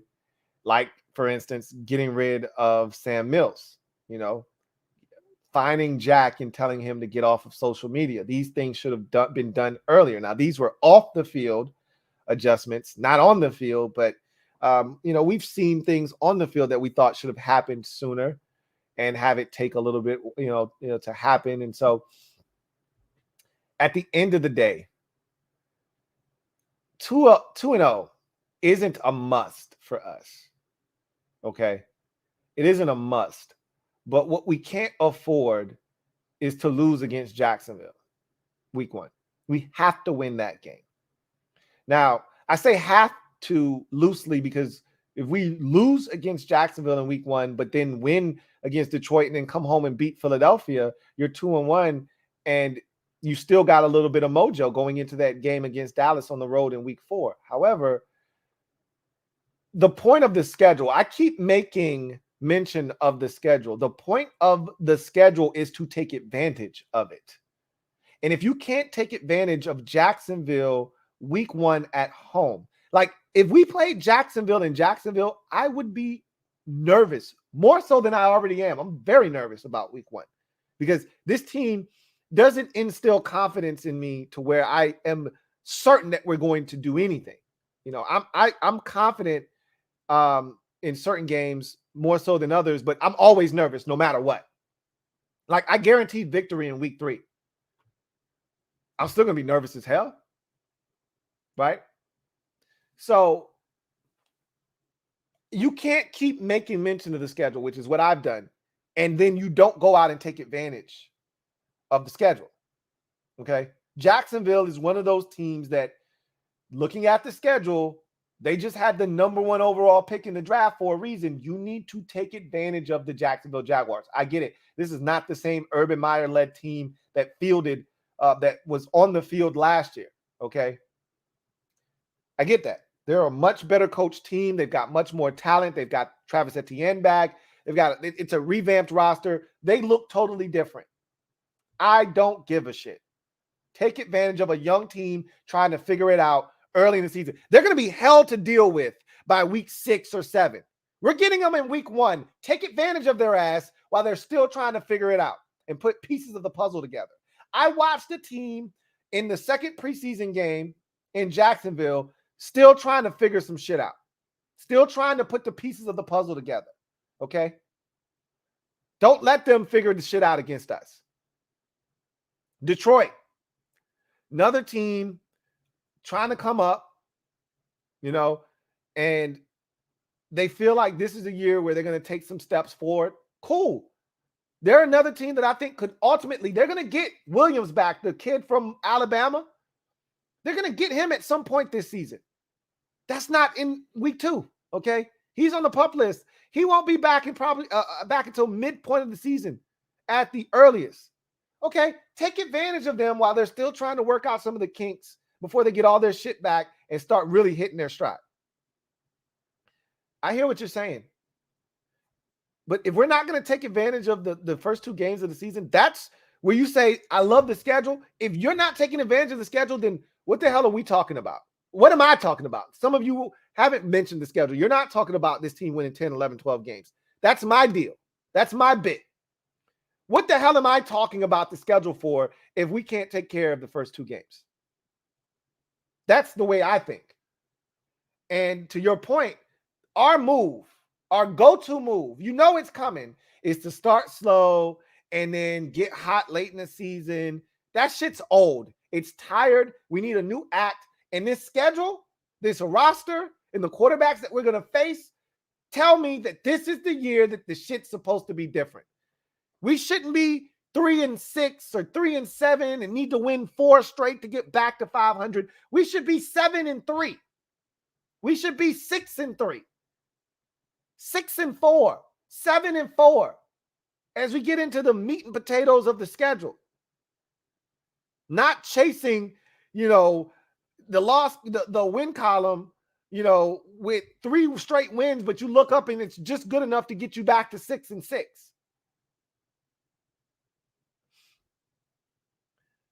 I hope you're wrong too.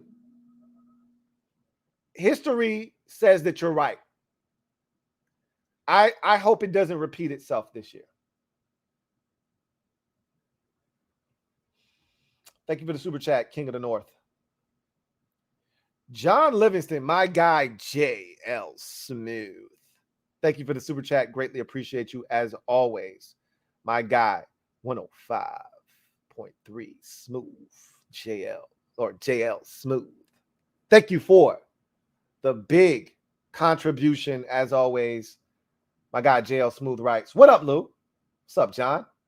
I watched your preseason wrap up for week 2, and I know it's only preseason, and the Bills played some of their starters versus the Broncos backups, but we had 3 third downs all game, preseason or not. That's crazy. I talked about that.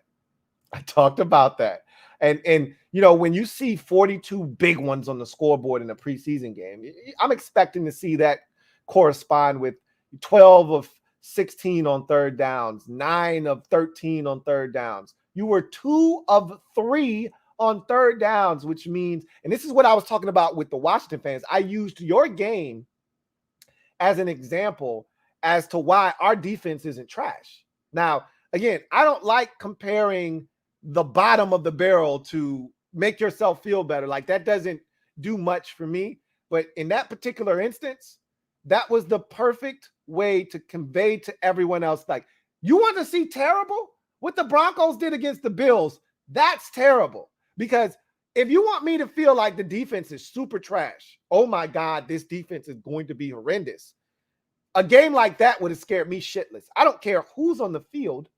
And the Broncos had some of their starters out there, not a ton of them, okay? They rested most of their guys. Still, it's hard not to get an NFL team to third down unless you're atrocious. The Bills didn't play their starters the whole game. Josh Allen threw 3 passes, got him in the end zone, and got out of there. Case Keenum was dealing on them boys. Okay? And so when you look at what the Bills did, that's a sign of a terrible defense there, what Denver put on the field, where they're not even getting to third downs. Because I've talked about this. Anything can happen once you get to third down, but you got to get there first. If you're not getting the third down, you're in terrible shape. Because on third down, you could have a fumble snap. You could have a batted ball. You can have anything happen. Okay? You can have an overthrow. I just talked about Trevor Lawrence rolling out to his left and overthrowing some receivers that he had a chance to hit in that preseason game, and they had to punt. Anything could happen on third down. But you got to get there first. The Broncos didn't even get there. So I told you, I like what our unit is doing, because not only are they getting to third downs, Ron talked about not stopping, teams on second down. And that was more apt after the first preseason game, because I thought the Panthers did run the football a little bit too well for my liking in that game. But the Chiefs, we shut the run down. They were constantly in 3rd and 6, 3rd and 7, and even a 3rd and 10. We just didn't get off the field. So I'll take my chances getting the 3rd down. I don't like the fact that we aren't getting off the field, but at least let me get the 3rd down and see what the hell happens. The Broncos didn't do that. That was a hell of a performance. And I must say, after watching your boys, I think you're going to win week 1 against the Rams. I think right now, your Bills, I don't know where they sit in Vegas right now, but they've got to be one of the odds-on favorites to make it to the Super Bowl. I guarantee you the odds are that they're in the AFC Championship game. And they should be. They got all these young boy quarterbacks, Burrow and Herbert and all these young boys. You know, Wilson's just coming over and he's new to the scene, but Allen's been on the cusp the last 2 years. Went to the championship game 2 years ago. Last year, I think if you beat Kansas City, you probably go to the Super Bowl, honestly speaking.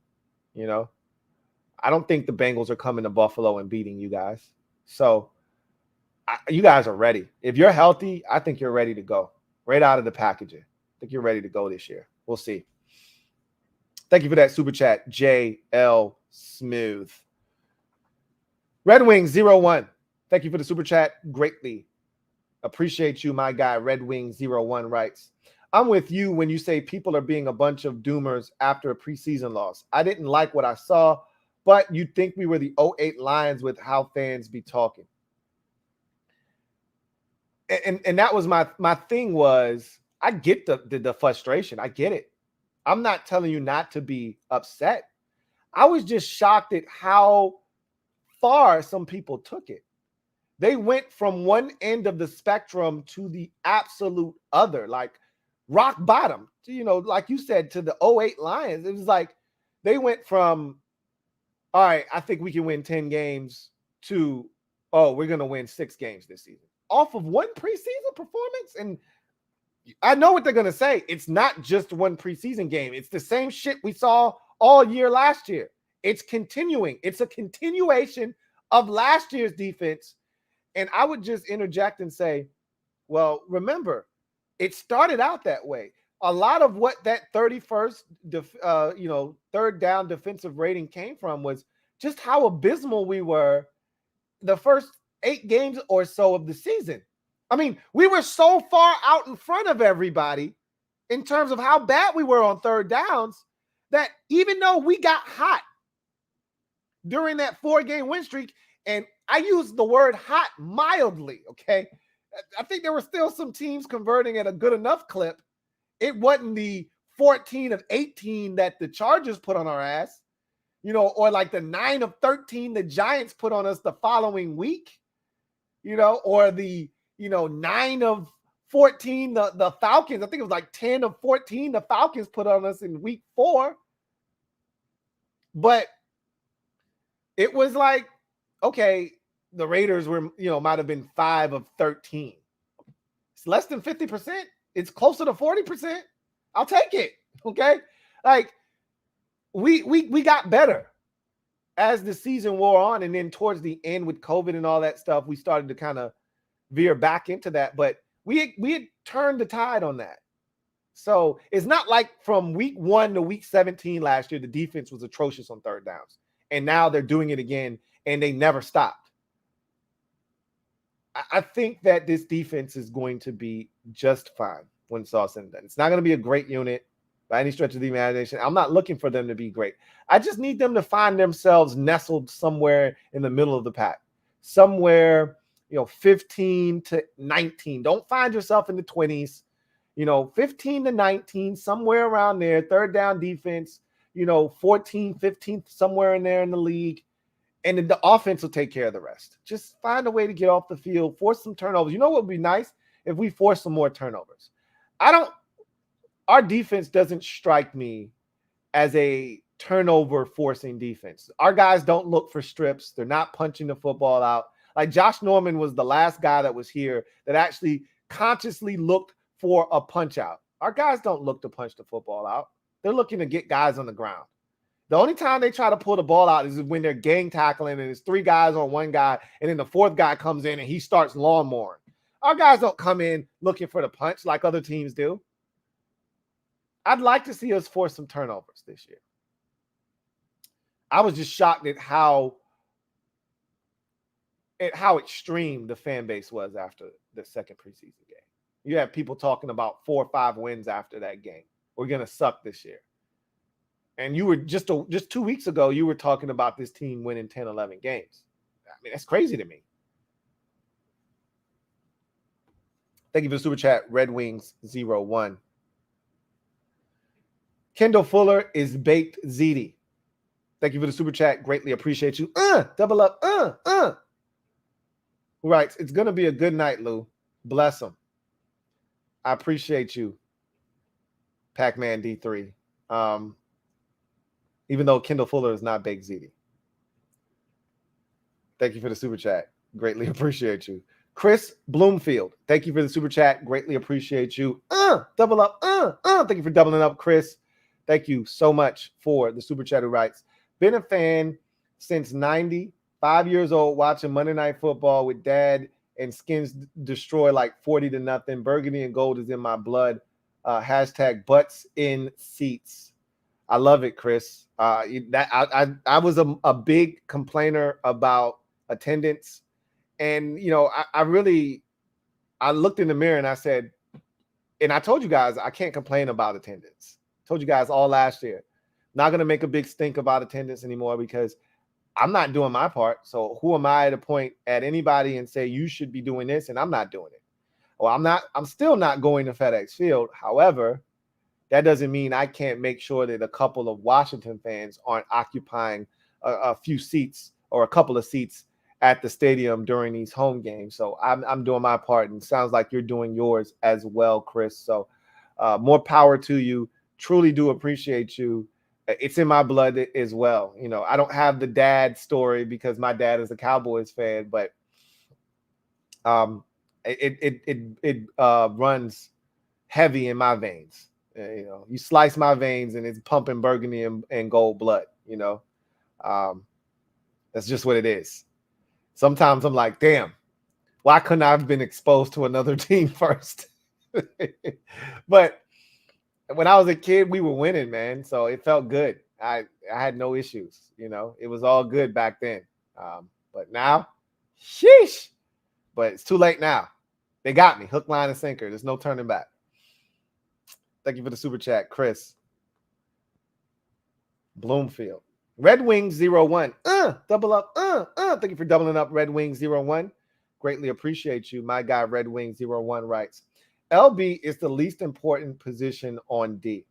He says, plenty of great defenses have bad linebacker rooms, so I guess I'm less concerned about it than most. I know I'm in the minority.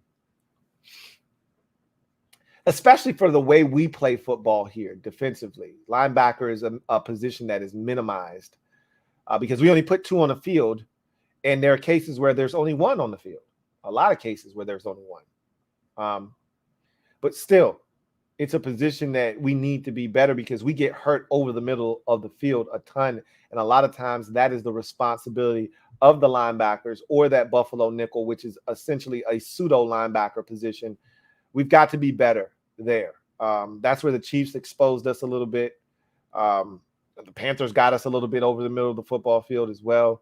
So I need the middle of the field to be cleaned up. And a lot of times that's going to be your linebackers, you know, playing the middle of the football field. So I'm with you. That's why they didn't really trip over the linebacker position last year. They're not really tripping over it this year, even though you would like to have more, you know, of a veteran presence, another guy that you, other than David Mayo, they trust Mayo there if they have to stick him in the lineup, but they trust him to get everybody lined up and play the run. They don't trust David Mayo to play the pass, which is why they had brought in Nathan Gary. Well, he's no longer here. So clearly they feel like they need an upgrade in terms of athleticism at the linebacker position, and that guy probably does not exist on the roster currently. So we'll see.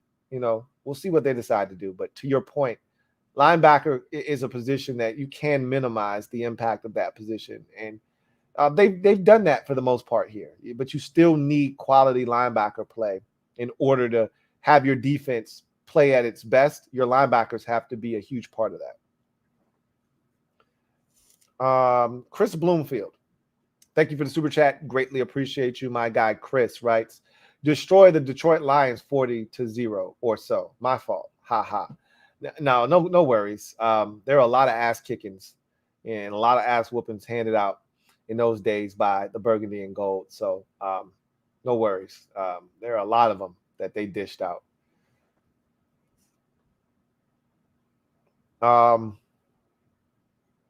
Let's see.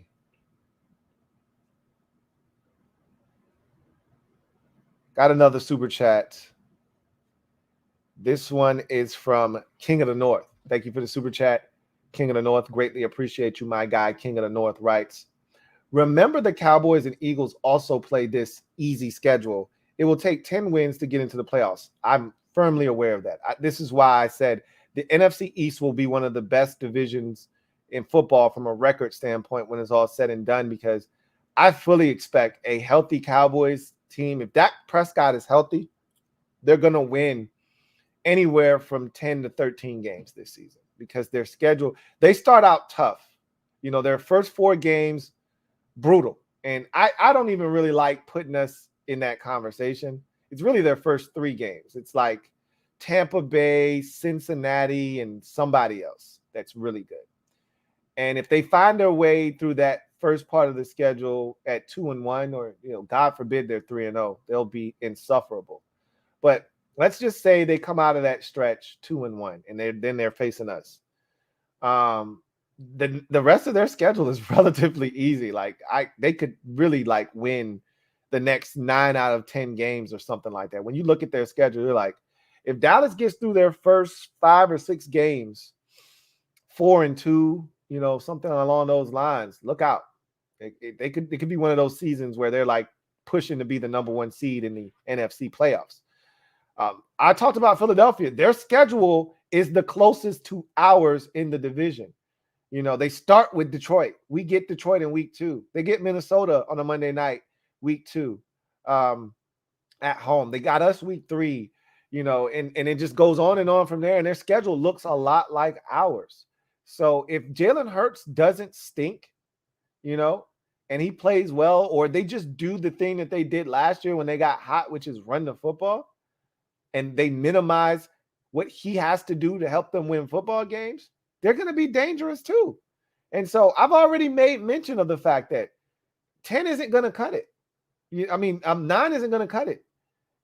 I don't even know if 10 is good enough, depending on how the rest of the conference shakes out. You know, I'm not sold on Tampa Bay or Green Bay this year. I'm really not. So 10 might be more than enough, you know, but if those 2 teams are what we think, and then the Saints decide they want to be good, and then say Minnesota says, hey, we got a new coach, breath of fresh air, we're ready to compete, who knows? 10 might not be good enough. You might have to go 11. Remember the AFC 2 years ago? There were 10-win teams, like 2 of them, that didn't get in. You had to win 11 to get in a couple of years back. So there's no guarantees. I see the Eagles and the Cowboys potentially being really good if you know, things go in their favor this year. We got to step our game up. I'm not complaining about that. I'm not upset that those teams may ultimately be good because they play a similar schedule to the one that we're playing. That just forces us. I've talked about wanting this division to be good, iron sharpening iron. I want this division to be good, sort of, kind of. Yeah, nothing makes me feel better than winning at 1 o'clock and then looking and seeing that the Eagles, Giants, and Cowboys all lost by the time we get to 7-15. There's no better feeling than that. So while I want the division to be good out of one side of my mouth, the other side of my mouth is like, F all of them. I want all of them to lose and stink. But at the same time, I want the glory days back. I want when the NFC East was the NFC beast and this division dominated the league, and you felt like whomever comes out of that division is going to the Super Bowl. I don't want it to be that good where the Cowboys and the Giants and the Eagles are going to the Super Bowl and shit like that. But I want it where the 3 teams are vying for a playoff spot, and 3 teams may get in, which is a very distinct possibility this year. We'll see what happens. Anyway, I couldn't agree with you more. That 9 and 8 isn't getting you to the show. It's not getting you a ticket to the dance. You're gonna have to be 10 or better.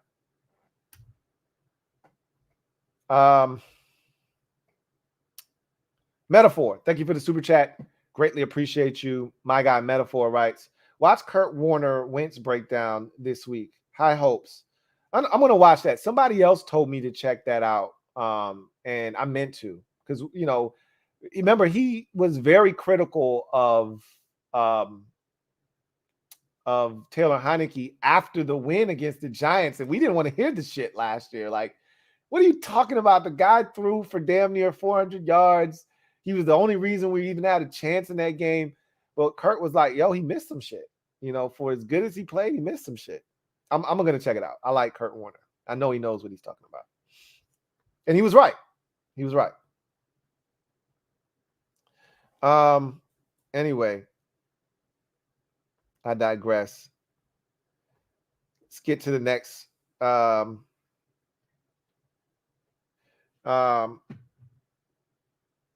next super chat. Q is fresh. Thank you for the super chat. Greatly appreciate you.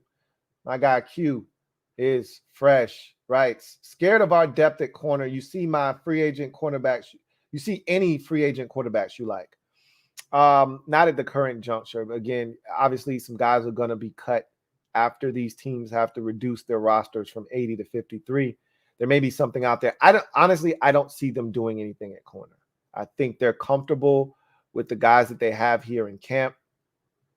Clearly, they got 4 guys that they really like, and then they're going to either go with their 7th round pick, Christian Holmes, or they're going to go with Corn Elder. I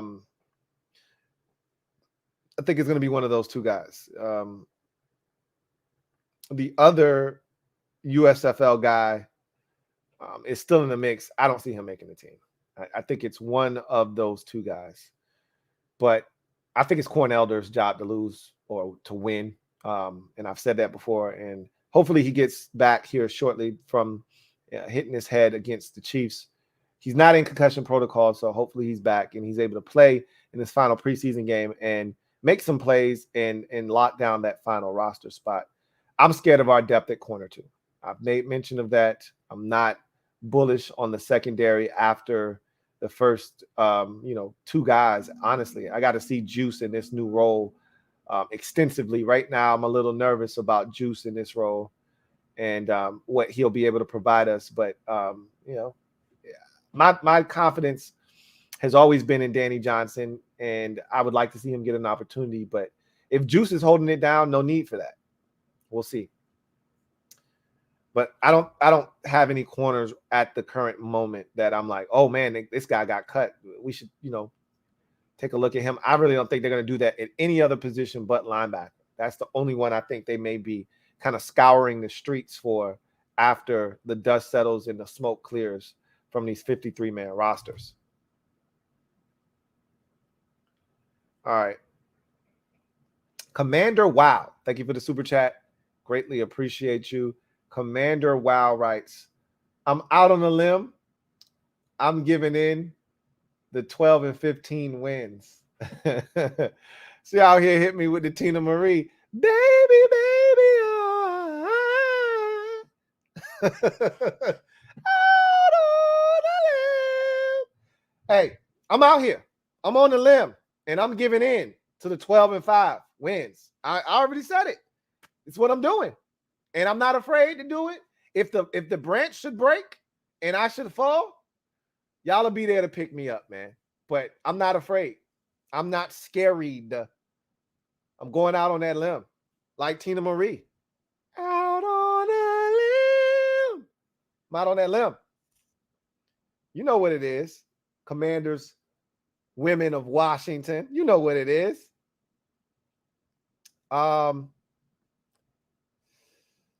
Let's see. Aaron Carson. Thank you for the super chat. Greatly appreciate you. Welcome to the MOBB once again. Who writes, Lou, I love the passion tonight. 10 plus wins in 2022. I'm with it. I'm not asking anybody to come along with me. This could be a solo kamikaze mission for all I care. Okay. I'm not gonna lie to you. It's bold. Me making this statement is bold, but I'm making it at a time when everyone else is running in the opposite direction. And you know what? I'm comfortable doing that. It's easy to make a decision like, hey, and make a declaration. We're going to win 12 games when shit is sweet. It's easy to make that declaration if we get off to a 2-0 start. And then we roughhouse the Eagles in week 3. And we staring at the Cowboys like, do you really want this smoke in week 4? It's easy to then jump on board and say, hey, maybe this is a 12 or 11 win team. Now, I'm doing it when everybody is running in the opposite direction, screaming and sounding the alarm, and everything is burning around us. I'm telling you, it's 12-5. You got nothing to worry about. 11-6. And we'll see what happens. All right. But that I felt that in my spirit. I felt like I needed to say it tonight. So I'm saying it tonight. All right. Thank you for the super chat, Aaron Carson. Kevin, the PRF, thank you for the super chat. Greatly appreciate you. Kevin, the PRF writes, if we keep having third down woes, regret passing on Hamilton, thinking back to your pre-draft blue chip draft streams. That's a good one. I mean, and I don't really know what he would have done because the one weakness in his game was, playing away from the line of scrimmage. I think his strongest suit was down.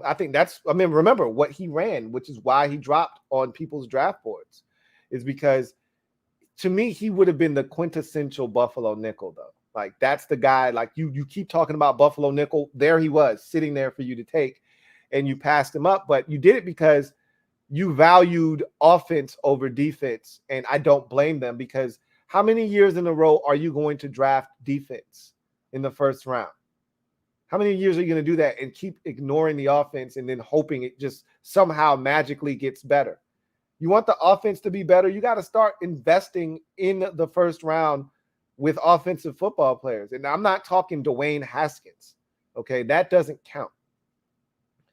It's been all defensive guys in the first round. Jonathan Allen, Daron Payne, Montez Sweat, Chase Young, Jamin Davis. At some point, you've got to take an offensive guy if you want to start to turn the tide offensively. So I'm not upset at them for doing what they did.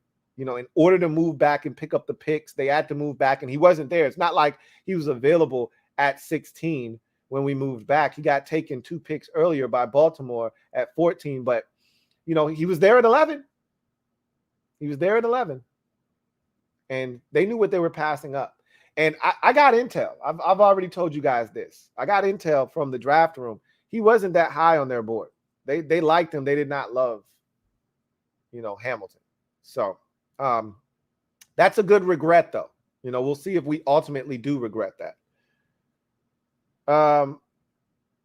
We still won 7 games. Thank you for the super chat. Greatly appreciate you. We still won 7 games, writes. Biggest regret equals not upgrading free safety. Sorry, Bobby. Got you. My affinity for Bobby McCain has grown.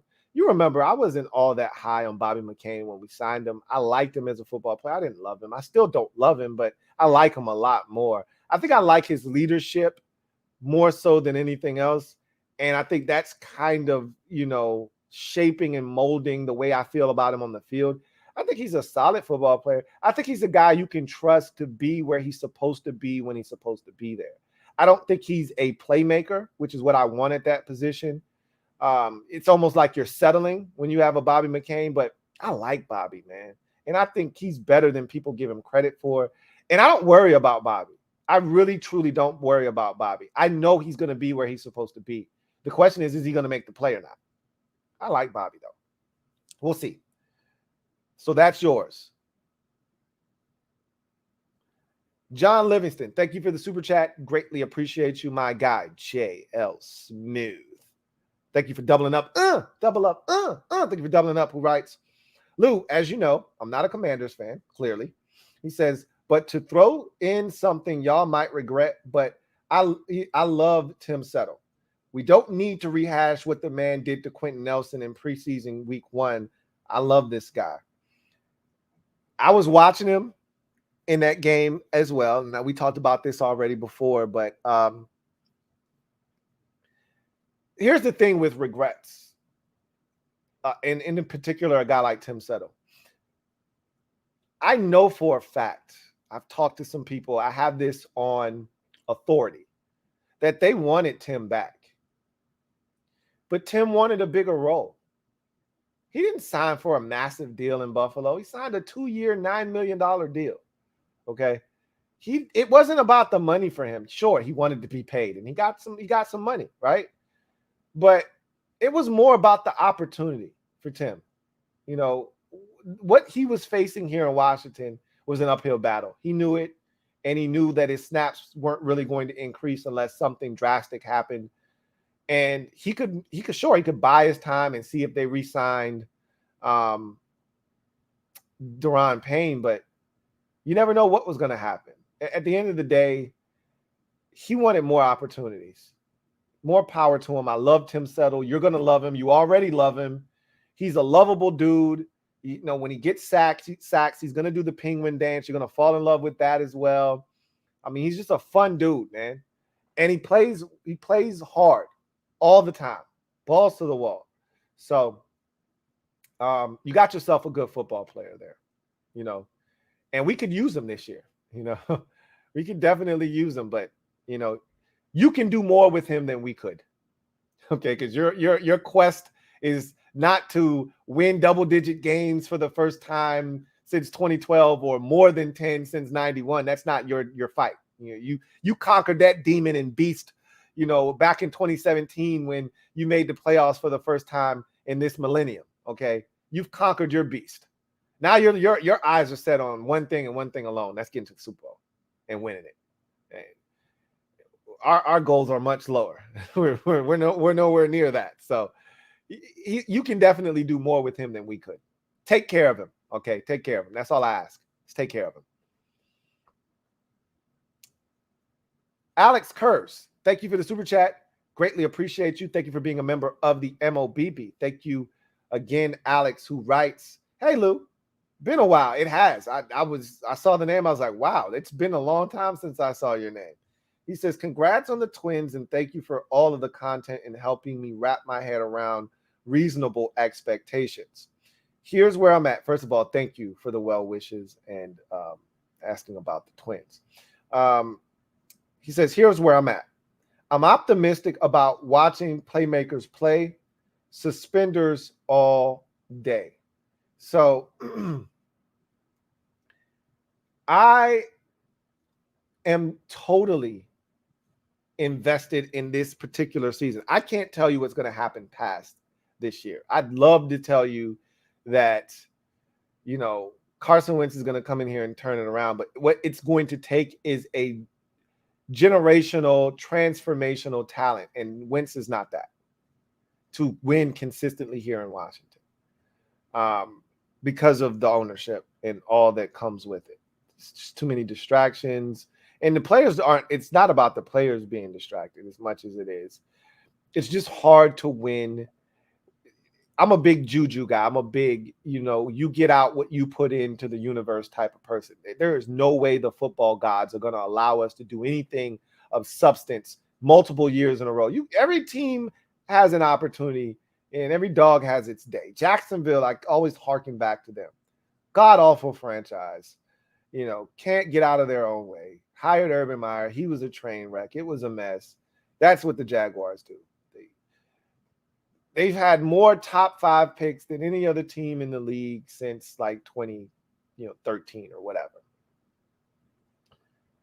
Still, they had 2017 all the way to the AFC Championship game. So we're due. Not for one of these backdoor, we just snuck in. The division's terrible, so we win by default. No, we're due for and we're long overdue. Like the book you checked out in the 4th grade and now you're about to graduate high school. Shit's long overdue. We're overdue, man, for an 11, 12 win season. We're long overdue.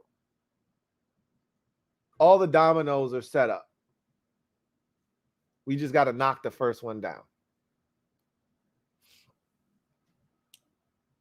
I appreciate you, Alex. And good to hear from you, man. Looking forward to chopping it up with you in the future. All right. Got another super chat. This one is from Red Wings 01. Thank you for the super chat. Greatly appreciate you, Red Wings 01, who writes, the media here really lacks self-awareness. The way they questioned Montez about his brother dying, I felt the same way, Red Wings. He said Carson getting traded twice and not even asking dudes if they're okay after coming back from injury. They've got a job to do, and sometimes I think they lose sight of the fact that these guys are people. And the best way to foster a relationship with someone is to first ask them about their well-being. And you're right. There are so many instances of them just missing the boat. Whether it's like today, here's a great example of that, Red Wings. They were talking to safety Jeremy Reeves about his mother's passing a year ago this time and how him playing on the field helped him. Okay, he's opening up to you about that. That doesn't mean ask him 16 questions and have the entire 3-minute, damn near 4-minute press conference be about him and his mom and what she meant to him. Like, yeah, he's opening up, so he's talking about it more. That doesn't mean he wants to talk about it for 5 to 10 minutes. So I think sometimes somebody asks a question. Like, I can tell you that I get the sense that there are times where they show up and they don't have a question to ask. Someone asks a question and they go, oh, well, they asked a question about so-and-so, so I'll just piggyback off of that and ask him a question similar to that and see what his response is. So in the case of Andrew Norwell, you didn't have a question, but somebody asked him, hey, how's it been blocking for Carson Wentz? And he gives you a cut and paste standard generic answer. That should be your cue. Okay, he wants no parts of that. I'll move on to something else. Instead, the next person who didn't have a question, that person actually legitimately wanted to know what it was like for him blocking for Carson Wentz. And that's the answer he got. You're not going to get anything different by wording it differently, but asking the same damn question. Clearly, he doesn't care to answer that question. Don't just change the player and ask the same question. Well, okay. Well, how does it feel to block for Brian Robinson? I just gave you a standard generic cut and paste answer for the quarterback. Do you think I'm going to change it now and I'm going to all of a sudden glow up and be excited to talk about the running back? Give me a break. Have some awareness. So I think they struggle sometimes with that. And to your point, I think sometimes there can be a little bit more empathy, a little bit. If you've been through your mom passing away, then there should be a little bit of sympathy there, and you should be able to sympathize a bit. But if you haven't been through that, then you should be able to empathize and say, you know what? My condolences, man. That's a tough time. I've endured loss. And so, prayers and thoughts go to you and your family. And I know it's still tough. We're talking about your mom passing a year ago. The man said, I still cry some days. He's still struggling with that. So they struggle with some of those things. Montez, they hit Montez with like 5 brother questions this offseason.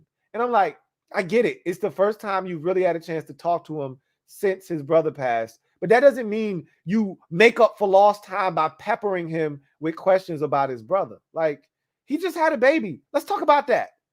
You want to get on his good side? Did you see how he lit up when he finally got a question that he really felt like talking about?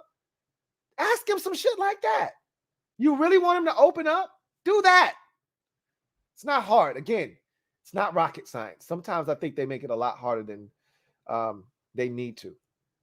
Good observation, Red Wings 01. Warren Allen, thank you for the super chat. Greatly appreciate you.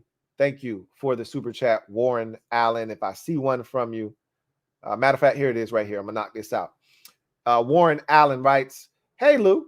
What's up, Warren? Love this show. Thank you. Really appreciate you. He says, if Jamin or Cole were to go down, how confident are you with our back filling the void? Or our linebackers filling the void, excuse me. Not very. Now, I would be more confident should that guy going down be? I'm not gonna put that in the atmosphere.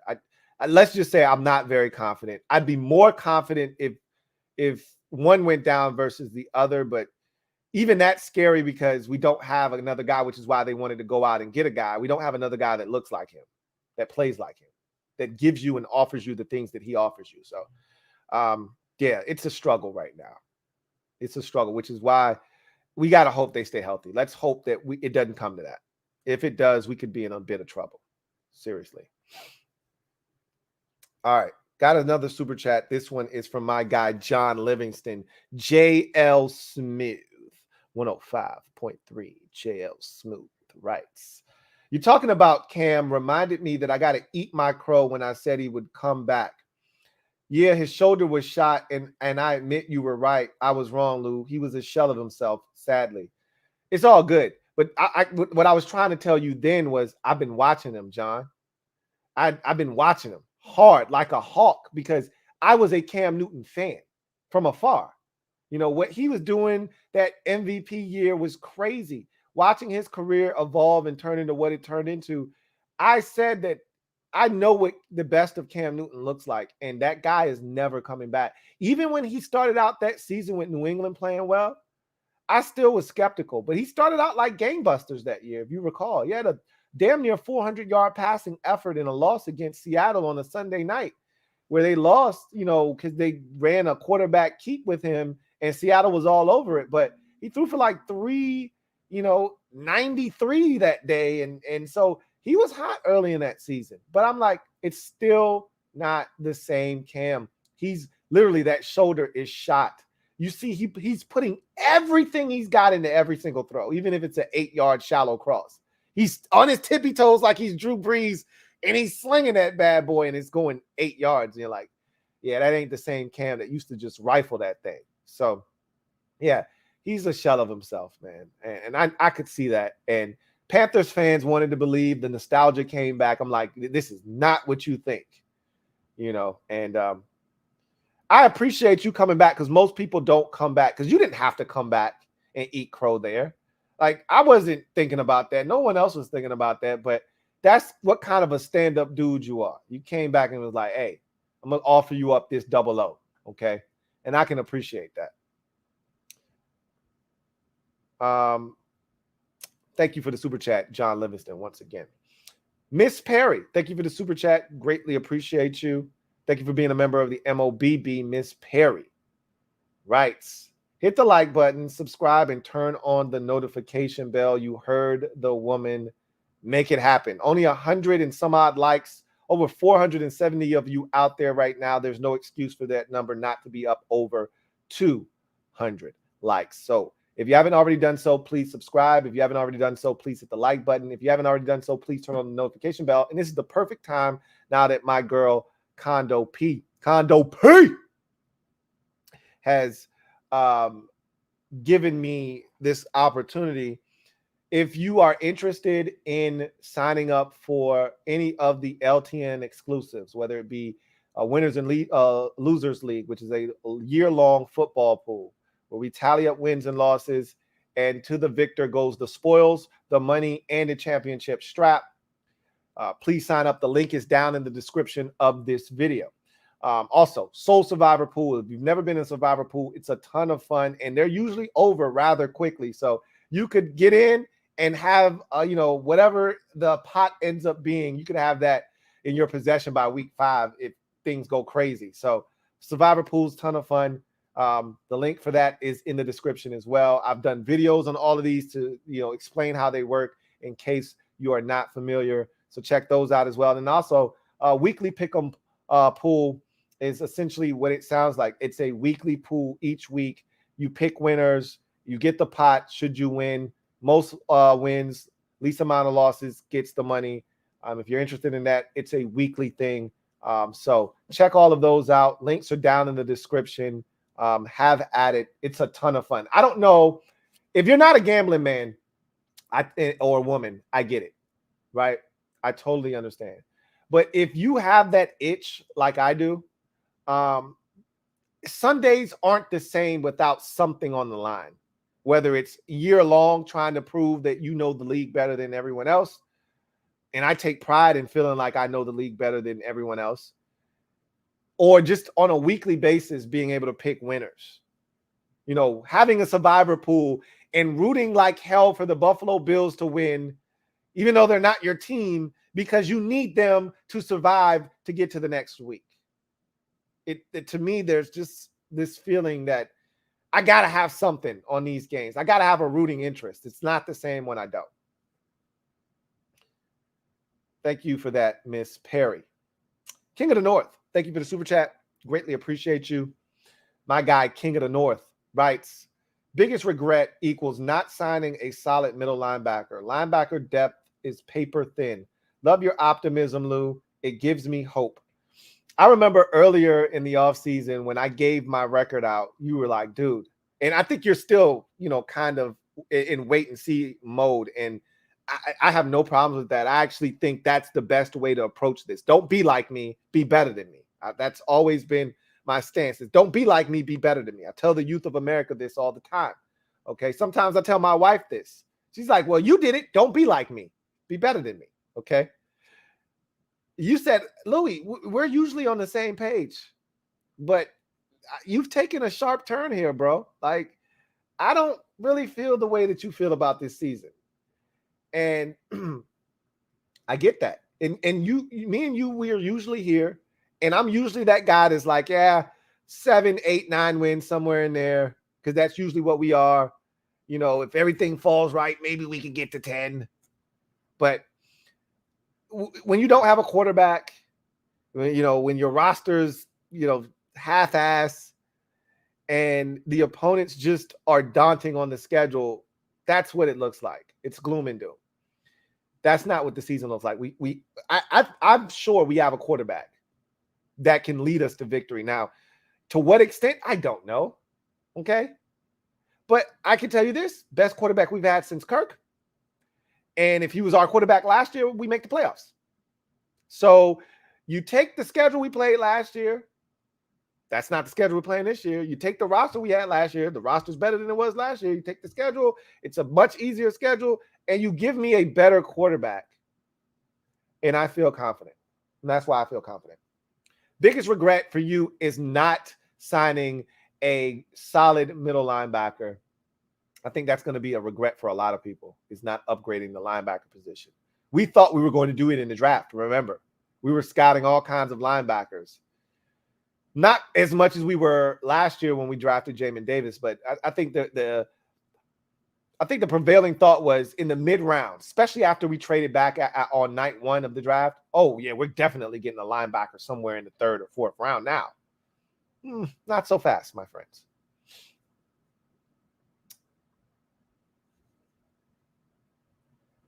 Let's see. Metaphor, thank you for the super chat. Greatly appreciate you. My guy Metaphor writes, Chase, another day to be long. Chase, another day might be too long. Don't rush. Go slow so nothing goes wrong. You and these Jodeci's lyrics, I tell you. I can't wait to see your sacks again. So let's start all over and put the past behind.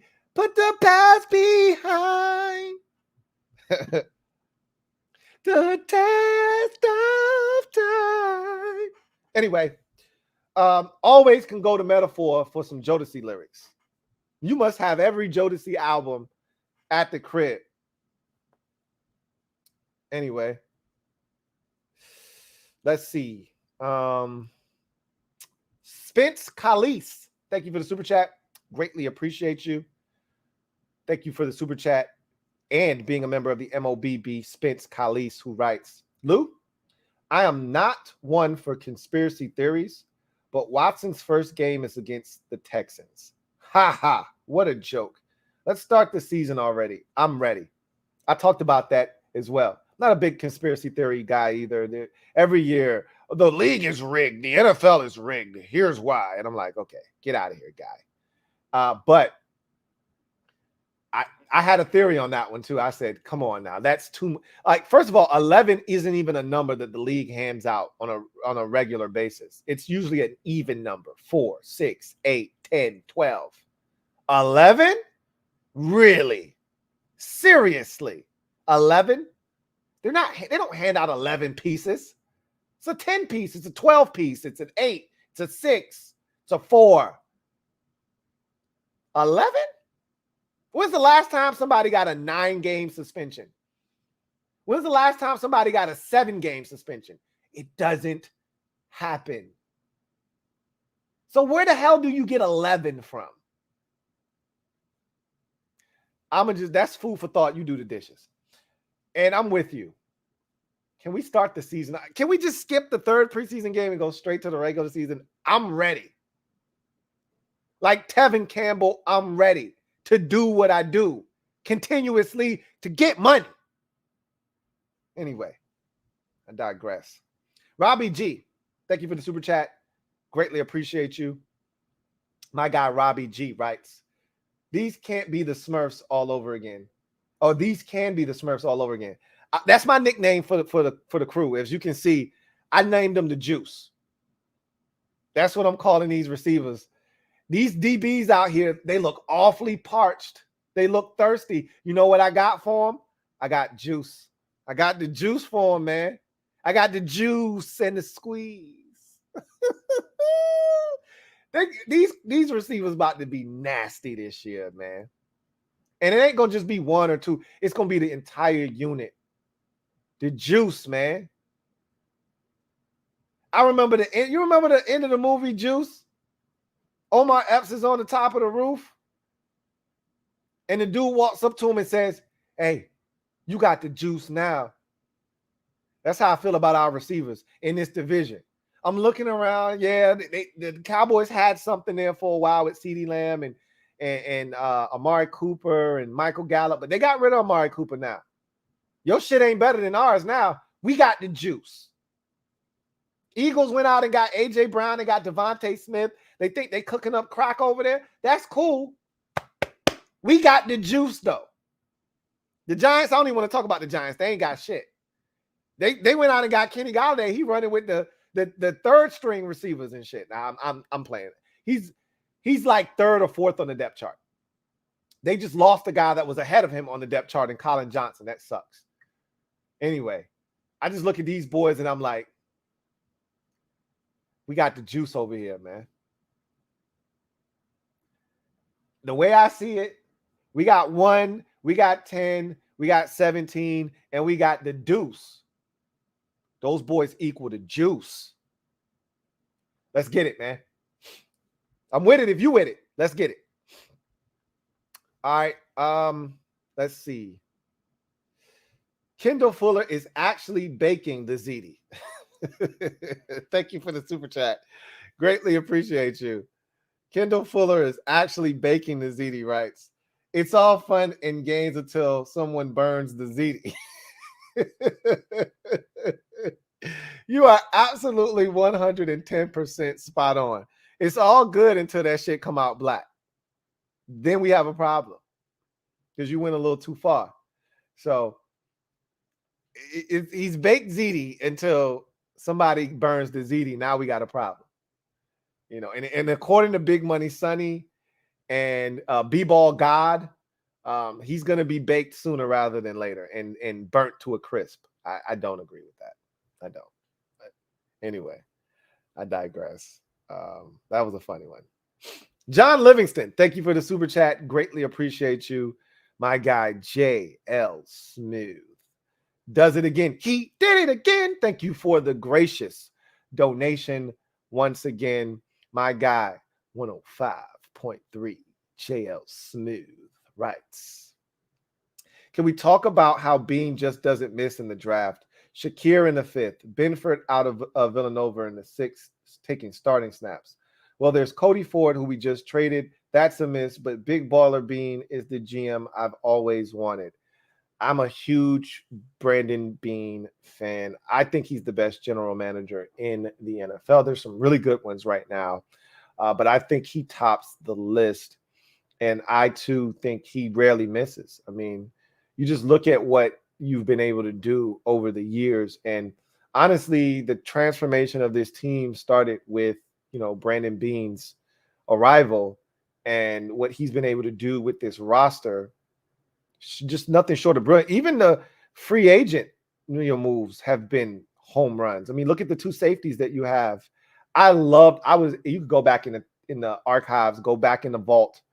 I loved me some Micah Hyde. I wasn't the biggest Jordan Poyer fan. I think it just happened to just those two together just made beautiful music together. But I was a massive Micah Hyde fan.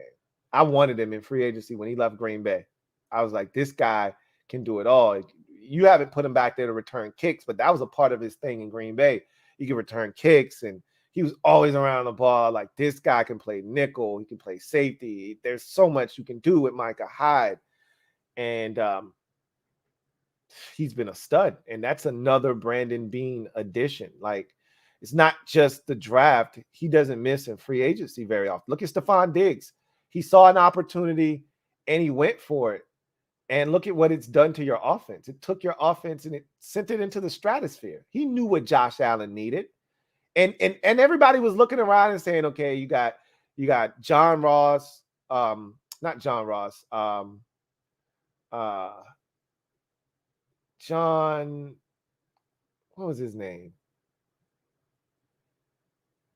Shit. Why? John Brown, Sheriff John Brown. You had John Brown, you had Cole Beasley, and you had Stephon Diggs. And he said, that's cool. Let's go out here and get Gabe Davis, though. Like, it was overkill. Now look at that. I mean, he's been fantastic. He's pressed just about every right button. And I've only not liked Brandon Beane for like a 24 to 48 hour period when he tried to snatch J.D. McKissic away from us and then started bitching and complaining when we snatched him back. Like, he should have never left in the first place. So we were just getting what was rightfully ours. And he was crying and complaining about that. And so for like a 24 to 48 hour period, I was like, hey, Brandon, shut up. Other than that, love me some Brandon Beane, man. He's outstanding. I knew Khalil Shakir was going to be a good receiver. I just didn't expect him to end up in Buffalo in the 5th round. I had like a 3rd, maybe 4th round grade on him. That's a steal in the 5th. It's a steal.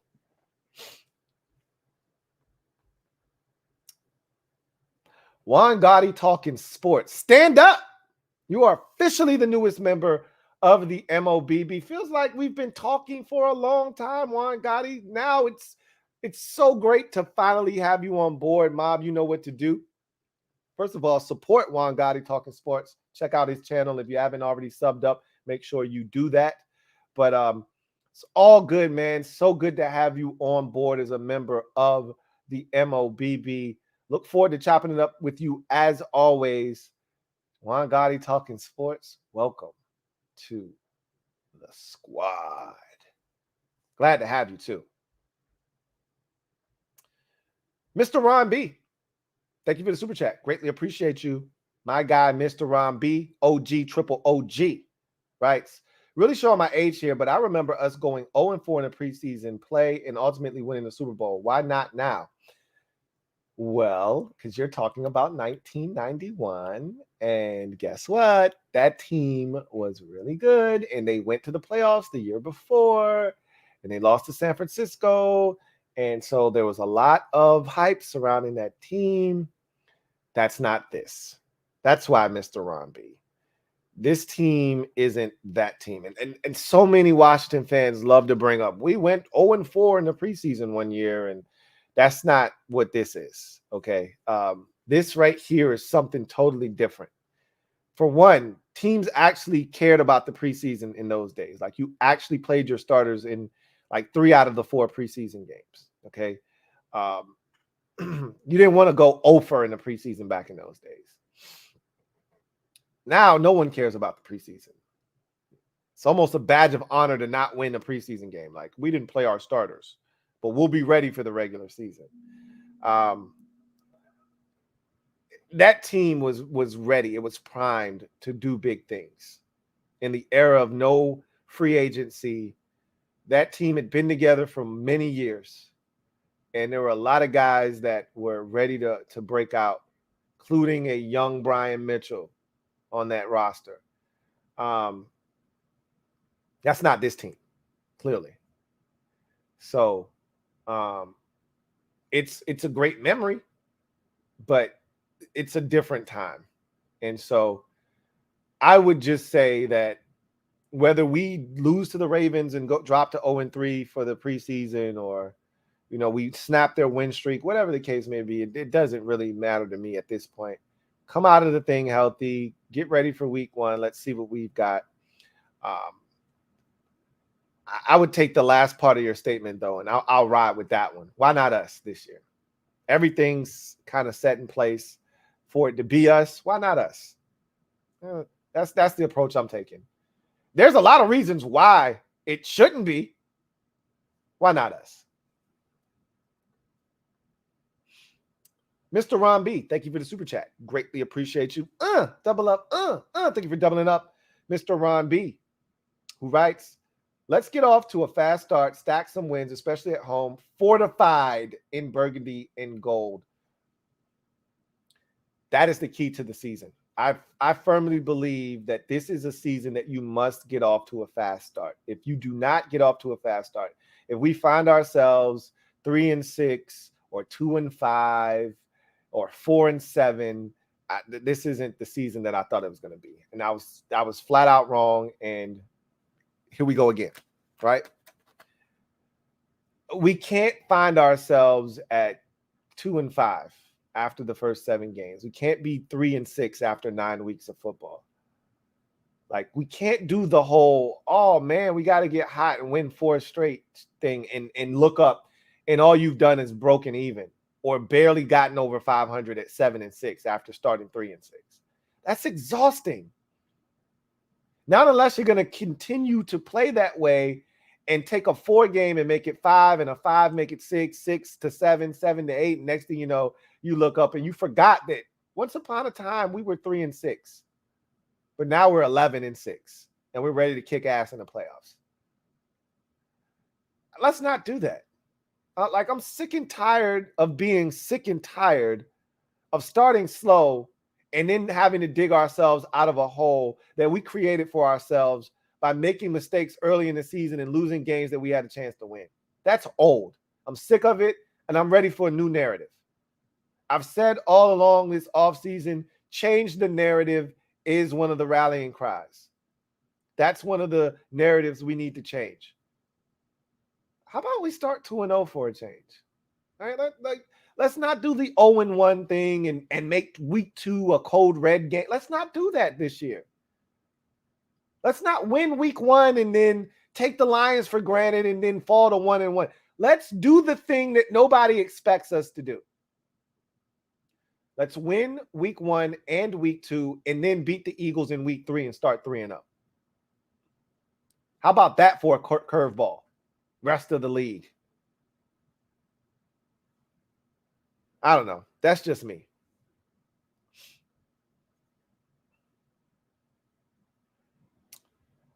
All right.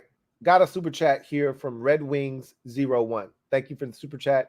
Greatly appreciate you, Red Wings 01, who writes, amending my linebacker statement. I'd be fine with getting a guy like Schobert or AJ Klein.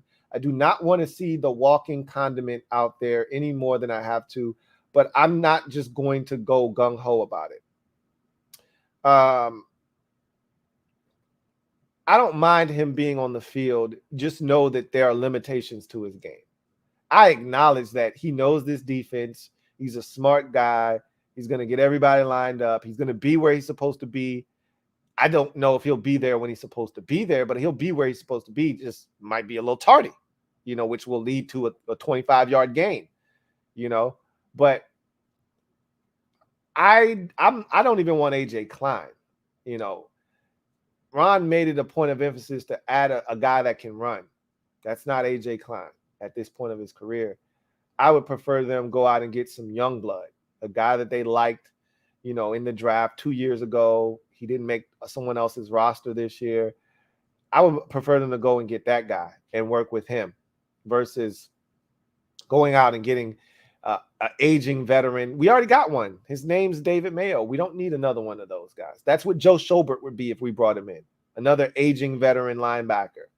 He may not be as old as David Mayo, but he's not that much younger than him. He's been in the league and he's had, a couple cups of tea in the league, so to speak. So I would prefer them to go the younger route, if at all possible, but we'll see. We'll see. John Livingston, thank you for the super chat. Greatly appreciate you. My guy, JL Smooth, 105.3, JL Smooth writes, 17 years of my life, no playoffs. I still rewatch that Ravens-Bengal game that sent us in. Kind of chokes me up just thinking of it. Such a great night. I hope y'all have a great season since you don't play the Bills. I'm always rooting for your boys, man. I like the Bills, and I'm a massive Josh Allen fan. So I like Josh Allen a lot. He's my guy, so I'm rooting for you guys. And like you said, we don't play you, so I got no qualms about the Bills, doing some serious damage this year. But I remember the emotions of a lot of Bills fans. It was another guy that used to always be here, Everyday Flash. There were a number of guys that were huge Bills fans, and I remember a couple of Bills fans telling me they cried. That because you hadn't made the playoffs since the Miracle, the Music City Miracle in '99.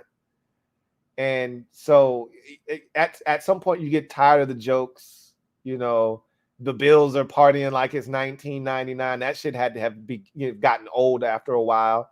So, to finally make it after all those years, that had to feel, it was akin to watching what happened to Cincinnati. Remember, the Bengals hadn't won a playoff game since like 1990, 1991, somewhere in there. And then they go from having not won a game in 3 decades in the playoffs to all of a sudden playing in the Super Bowl.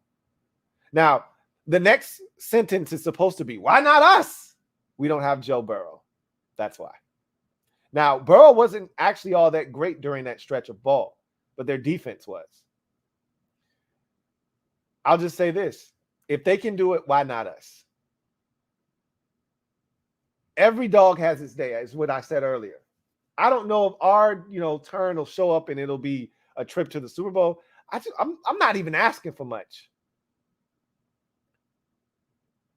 I'm just asking for a playoff win. That's it. Like, you start to find that the longer the drought goes, you start to find yourself in company that you don't want to keep. They start having these lists, last playoff win, and you start to see your name with teams like the Lions and the Raiders, and you're like, whoa, this is a really bad list. Don't really want to be on this list. We should remove our name from this list.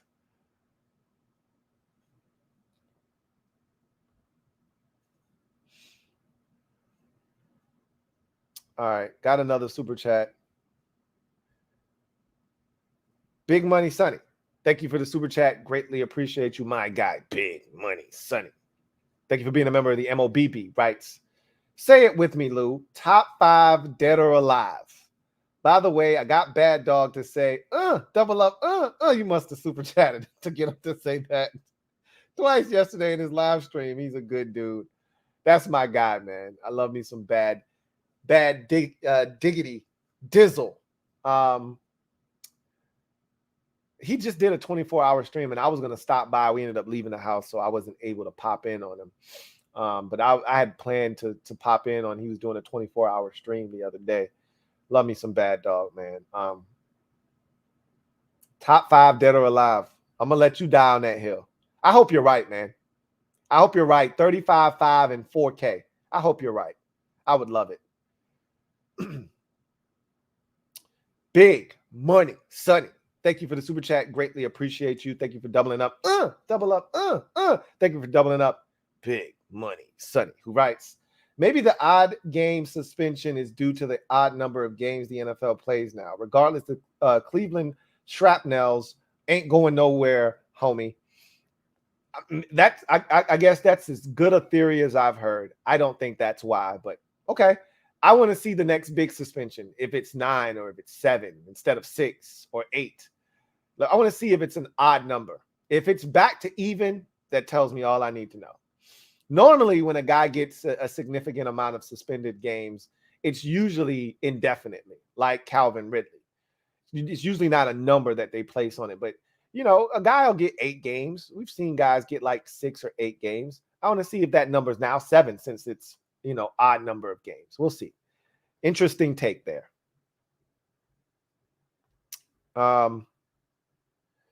Big Money Sonny. Thank you for the super chat. Greatly appreciate you, my guy. Big Money Sonny writes, Mr. Petty in the building. Dallas equals dust mites. Midgets equal garbanzo beans. Garbanzo beans. Beagles equal trash can water juice. I want all the smoke.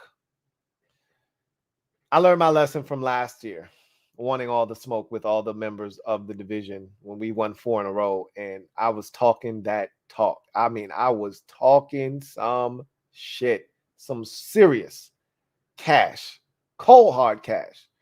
And it backfired. Couldn't have foreseen the injuries and COVID that were going to strike this team down, which is part of the reason why I say you're not going to win, consistently here, because the football gods won't allow it with this organization, with Daniel Snyder running the show. It's just nothing good can come of this organization with him at the controls. But you can have a season. Why not?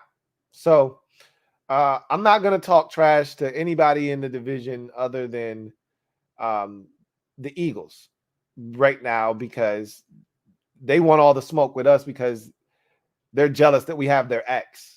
Sort of like, Dax Milne and Zach Wilson. We're not friends anymore because I'm dating your ex. Okay. If that's the energy you want to keep, that's cool. But I don't have any beef with the Giants. We just need to keep beating them. I have beef with Daniel Jones because for some reason he thinks that he's back at Duke playing against NC State when he plays us, and he plays his best games against us. But I don't have any, I can't say anything to Dallas because we can't beat them. Till we beat Dak Prescott, I don't have anything to say to the Cowboys.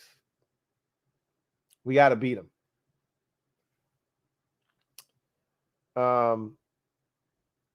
But I like that you want all the smoke, and I got your back, right? I'm not gonna let you go out there and not have your back. I mean, we all here, we all got your back, but they got to show me something first. You know what I'm saying? Like, before I go out there talking crazy, because I already told you, I'm ready to talk reckless. I'm ready to push the button. The button's right there. I'm ready to push it. Give me a reason to push it. Start 3-0 going to Dallas week 4. I will push the button. You really want me to push the button to the point of no return? Beat Dallas in week 4. Beat Dak on his own field for the first time since he entered the league. And I will push the button. If we start 4-0 with wins over both Philadelphia and Dallas, including Dallas in Dallas, I'm sounding the alarm. I'm insufferable, and any and everybody can get it at that point. And you've never really seen me in that light because they've never given me, like, the closest I came to being that was 2012. You got to go all the way back in the archives for that. When we got on that win streak, I was beside myself, and I felt like we were going to win every single game. I haven't been that way since 2012. I didn't feel that way in 2015. I didn't feel that way in 16 when we should have made the playoffs. I didn't feel that way in 2020. That was fun, but we were 7-9. Give me a break.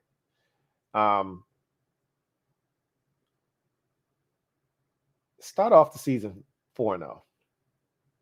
Hell, start 3-0. That's all I can say. Big Money Sonny. Thank you for the super chat. Greatly appreciate you, my guy. Big Money Sonny writes, sip the juice. I got enough to go around. Finish it, Lou. I think I did that tonight with my declaration. I don't know if you were here for it. You might have gotten here a little bit later. But earlier tonight, I pretty much told everyone that we're going to win this season. We're going to win. I all but guaranteed it, essentially. I didn't guarantee it, but as close as you can walk up to that line without crossing it, I did that tonight. And I'm not backing down. We're going to win this year. So so I told you guys to sip slow because I want you to be better than me. Don't be like me, be better than me. I'm telling y'all to sip slow because I can handle being wrong better than a lot of you can if this team isn't good. I can handle it. You sip slow, I'll do the guzzling. At this point, I'm guzzling now. I'm guzzling. I'm at the point of no return. I drove here. I can't drive home.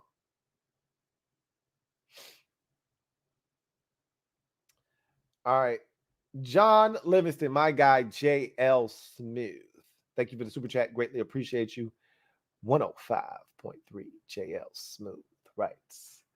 Lou, Von Miller is campaigning hard for OBJ to Buffalo. The only problem I have with that is I don't want to take any snaps away from Gabe Davis. The dude is ready to break out, but I love OBJ. Thoughts? There's enough room for him to play and get his snaps because right now Gabe is 2 offensively for you. And so to me, who would suffer in that move would be Jamison Crowder, who you brought in to be your third wide receiver, essentially. He's the guy that I think would suffer the most from Odell Beckham joining the Buffalo Bills because Gabe he's still going to eat. He knows the offense better than, Odell Beckham Jr. does, and him just showing up doesn't, stop them from putting him on the field. Buffalo is in 3 wide receiver sets quite a bit. So it wouldn't be taking snaps away. You might be taking opportunities and balls away from him. And, Odell isn't going to show up and just not want the football. So that's where it gets a little dicey is, do you want to break up the chemistry that kind of feels like homemade and like a grassroots effort? Do you want to break that up by bringing in an Odell Beckham Jr. who may, like Josh Allen, the unquestioned leader of that team? No one questions him. No one's berating him on the sidelines for not getting the ball to him. Do you want a guy that has the potential to do that? This is homegrown product that you've put together. This is organic. It feels very, very organic.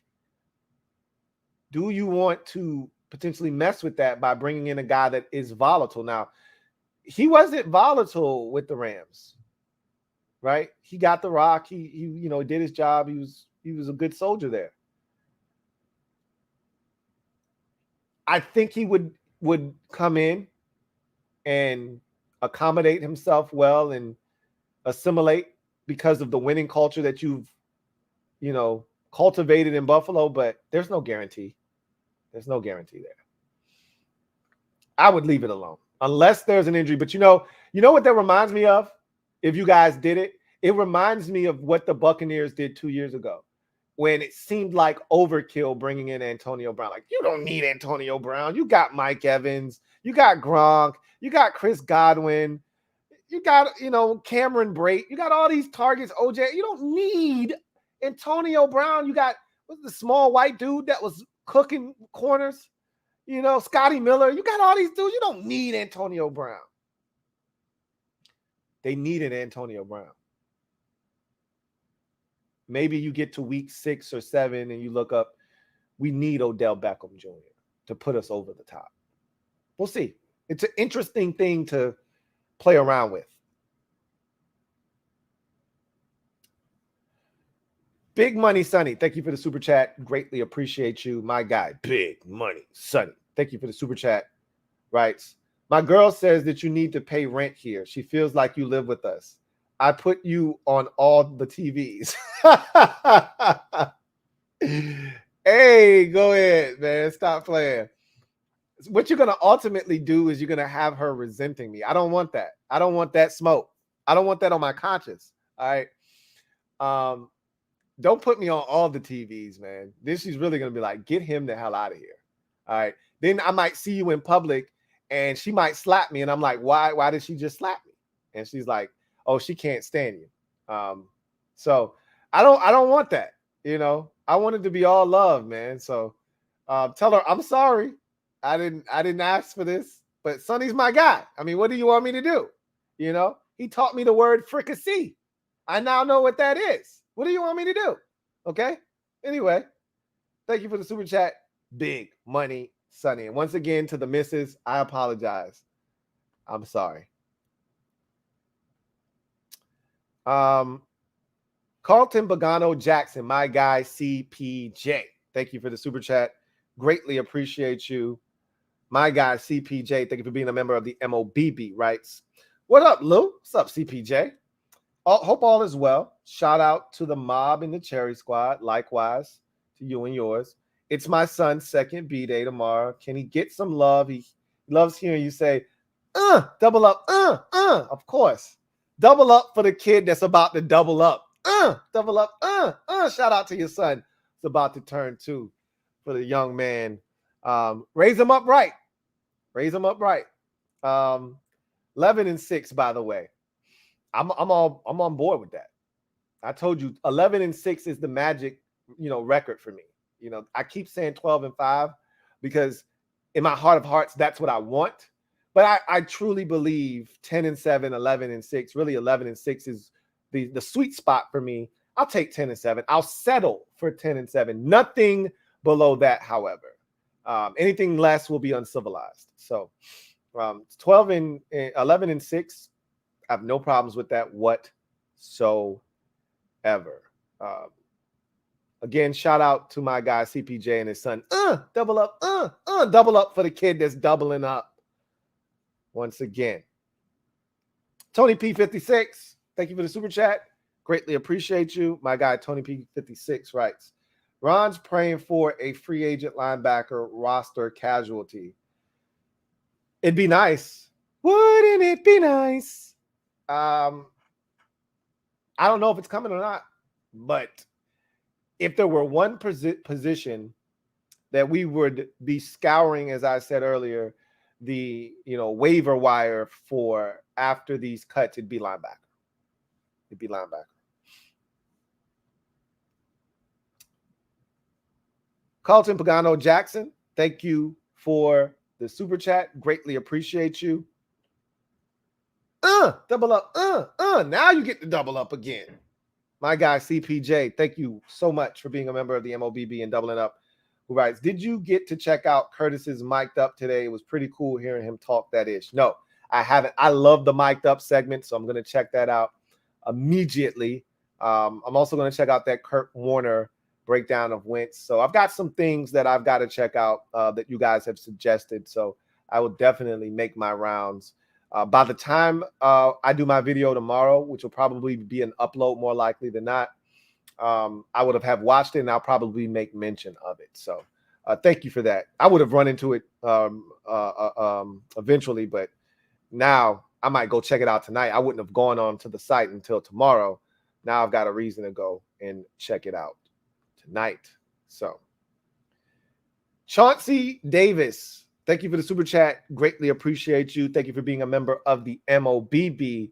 Chauncey Davis, OG, triple OG, writes, Lou, Chauncey, Cam Sims 2018 contract year. That's my guy. I'm rooting for Cam Sims. I actually think he's outperformed De'Ami Brown. I've talked about this already. He should be the fourth guy. But they drafted De'Ami Brown. They want him to be successful. They're going to give him more snaps. Remember, we had this conversation when I said, who would be, and I asked you guys, you had to choose one, and I gave you guys the option. And I pitted De'Ami Brown against Cam Sims. And a lot of you like Sims more than you like Brown, but you said Brown by default wins because he's going to get more opportunities. He's going to get more snaps. And I tend to agree with you all there. But Sims, to me, just continues to take advantage of the opportunities that he gets. I think he needs to be more of a red zone target as well. We're getting some size back here with Logan Thomas on the mend. Cole Turner will be back eventually. So we're getting some size back into the lineup, but I still think they need to put Cam Sims out there a little bit more. I really, truly do. All right. That was the last super chat. So before I get out of here, I'm going to give you what I think ultimately turns out to be the biggest regret. I hope I'm wrong. And nobody mentioned this. Maybe somebody did in the comment section and I didn't see it. But I think Washington might regret not re-signing kick returner / punt returner DeAndre Carter. It was a position that we had looked to fill, that we had trouble filling. We found a guy that was dynamic, that every time he touched the ball, something big was bound to happen. When's the last time we returned a kick for a touchdown? Probably got to go back to like 2019. I think Steven Sims Jr. might have returned one for a touchdown in 2019. Maybe. All right, like, we don't return kicks for touchdowns. Well, DeAndre Carter did that last year. And he was a dynamic punt returner as well. And you know what else he was? A pretty damn good wide receiver too. And so I'm a big proponent of, if it's not broke, no need in fixing it. If there's not a hole there, don't create one. We took out the drill and we made a hole where there wasn't one at kick and punt returner. Why? I don't know. Now, these are the things you have to ask yourself when it comes to players like DeAndre Carter, who's been a journeyman. All right. Hasn't seen real money yet. Would probably like a bigger role on a team. Washington gave him a platform last year that allowed him to show the rest of the league, hey, I can do more than just return kicks. I can also play some receiver for you if you need me to. Remember, the guy hadn't scored a single NFL touchdown in his career, and then he has 3 receiving touchdowns and a kickoff return in one season. So he showed the rest of the league, hey, I can play receiver too. And so was this a simple case of Washington just not offering him at all? And so he had to go find his money elsewhere? Or did Washington do what they did with J.D. McKissic and say, hey, you go out there, see what you can get, and then come back to us, and we'll see if we'll match it.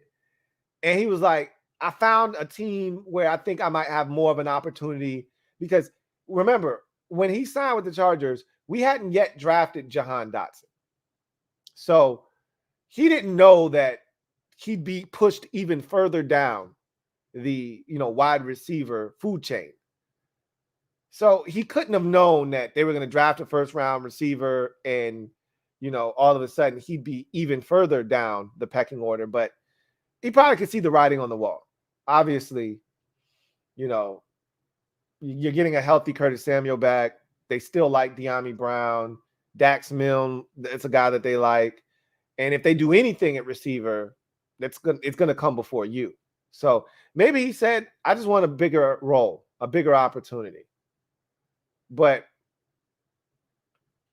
that's something that I look at now with Antonio Gibson returning kickoffs. Don't know if I'm 100% comfortable with that because of his fumbling woes. Like, I don't necessarily want a guy that we are hesitant to put in the game as a running back because he fumbles on kickoff returns. I don't know if that really makes me comfortable.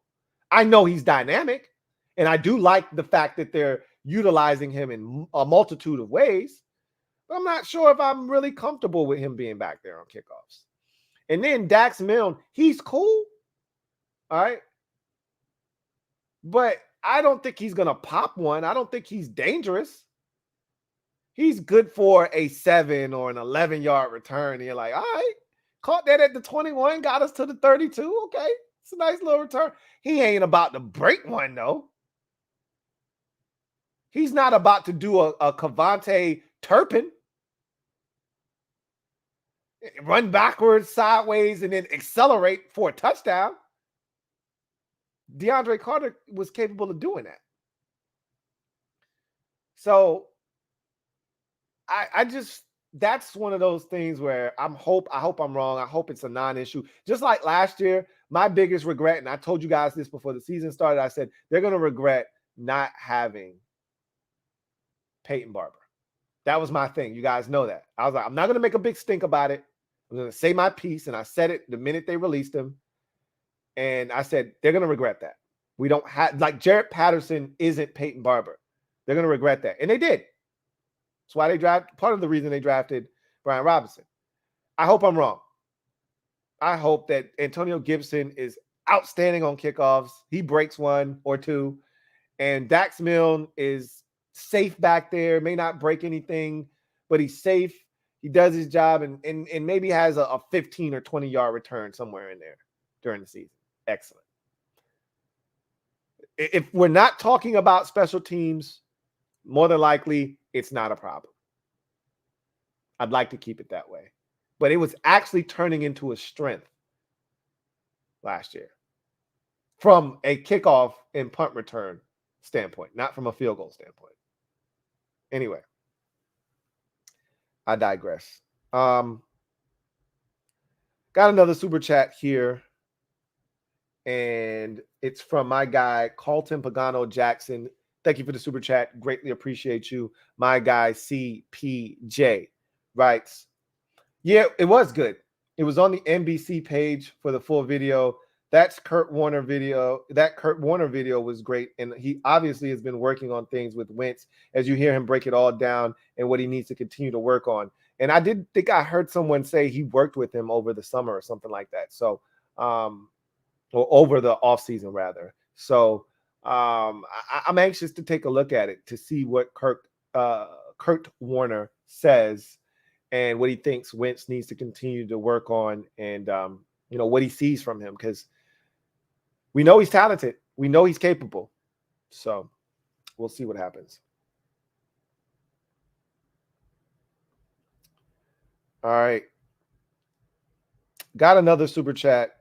This is from Big Money Sonny, my guy. Big Money Sonny. Thank you for the super chat. Greatly appreciate you, my guy. Big Money Sonny writes, salutes to the mob, salutes to the Cherry Squad, and most importantly, salutes to you, Lou. No, salutes to you, Big Money Sonny. Thank you so much for the support. It's all love, man, and I truly do appreciate you and all that you bring here, not only just to these streams from a financial standpoint, but also, what you and Condo P do behind the scenes and, starting up the Cherry Squad and getting the Discord up and running and making it a place where, people congregate. I love it, and I can't wait to get in there like a mosh pit and just jump in. And I hope y'all catch me because, I don't know what the hell I'm doing. And I just appreciate everything. So thank you, Big Money Sonny, man. Salutes to you. He says, I'm going to miss the third game due to a cannabis event. Glad to know you got your priorities in order. That cannabis event comes first. And you've said in the past that you're a big weed guy. So I'm not mad at that. He says, but I'll make sure to check in on your thoughts afterwards. I'm going to be here. You know where to find me. And I hope all goes well at the cannabis event. So with that said, I thank you guys for joining me on the show tonight. I look forward to chopping it up with you in the near future. I am a Washington fan, etched in burgundy and gold. Washington Spirit will never die. Washington Spirit will never fold. Until we meet again, post up and take command. You guys, get out of here. Get you some rest. We'll reconvene tomorrow. It'll probably be an upload, something quick. Ron said it'll be a light work day tomorrow. Friday, I may go live Friday. I don't know. Friday's a little dicey. I wouldn't be shocked if I did nothing on Friday, honestly, because I'm going to be out of the office for much of that day. So the likelihood is that there will be no video on Friday. We'll see. It's the third preseason game. Like, there's not 7 things to watch. There's just a few, and maybe we'll do that tomorrow. We'll see. Anyway, with that said, you guys take care. Got a super chat here. I don't want to leave this one out on the way out of the door. From Joe Rockhead J. Thank you for the super chat. Greatly appreciate you. Thank you for being a member of the MOBB. My guy, Joe Rockhead J, writes, catching the last of the late night, Louie. What's up, champ? You know what's good, man. You know what it is. You know how we do it. You know how we do it. So I appreciate you chiming in and catching what you could. And again, you know what it is. Playback is here for you to check out. So and this is one worth watching because I probably said some out-of-pocket stuff, but I'm not taking it back, and I feel good about what I said. So you might want to check it out. But in any event, that's going to do it for me, your man Louie T. Until next time, you guys take care of yourselves. God bless, and good night.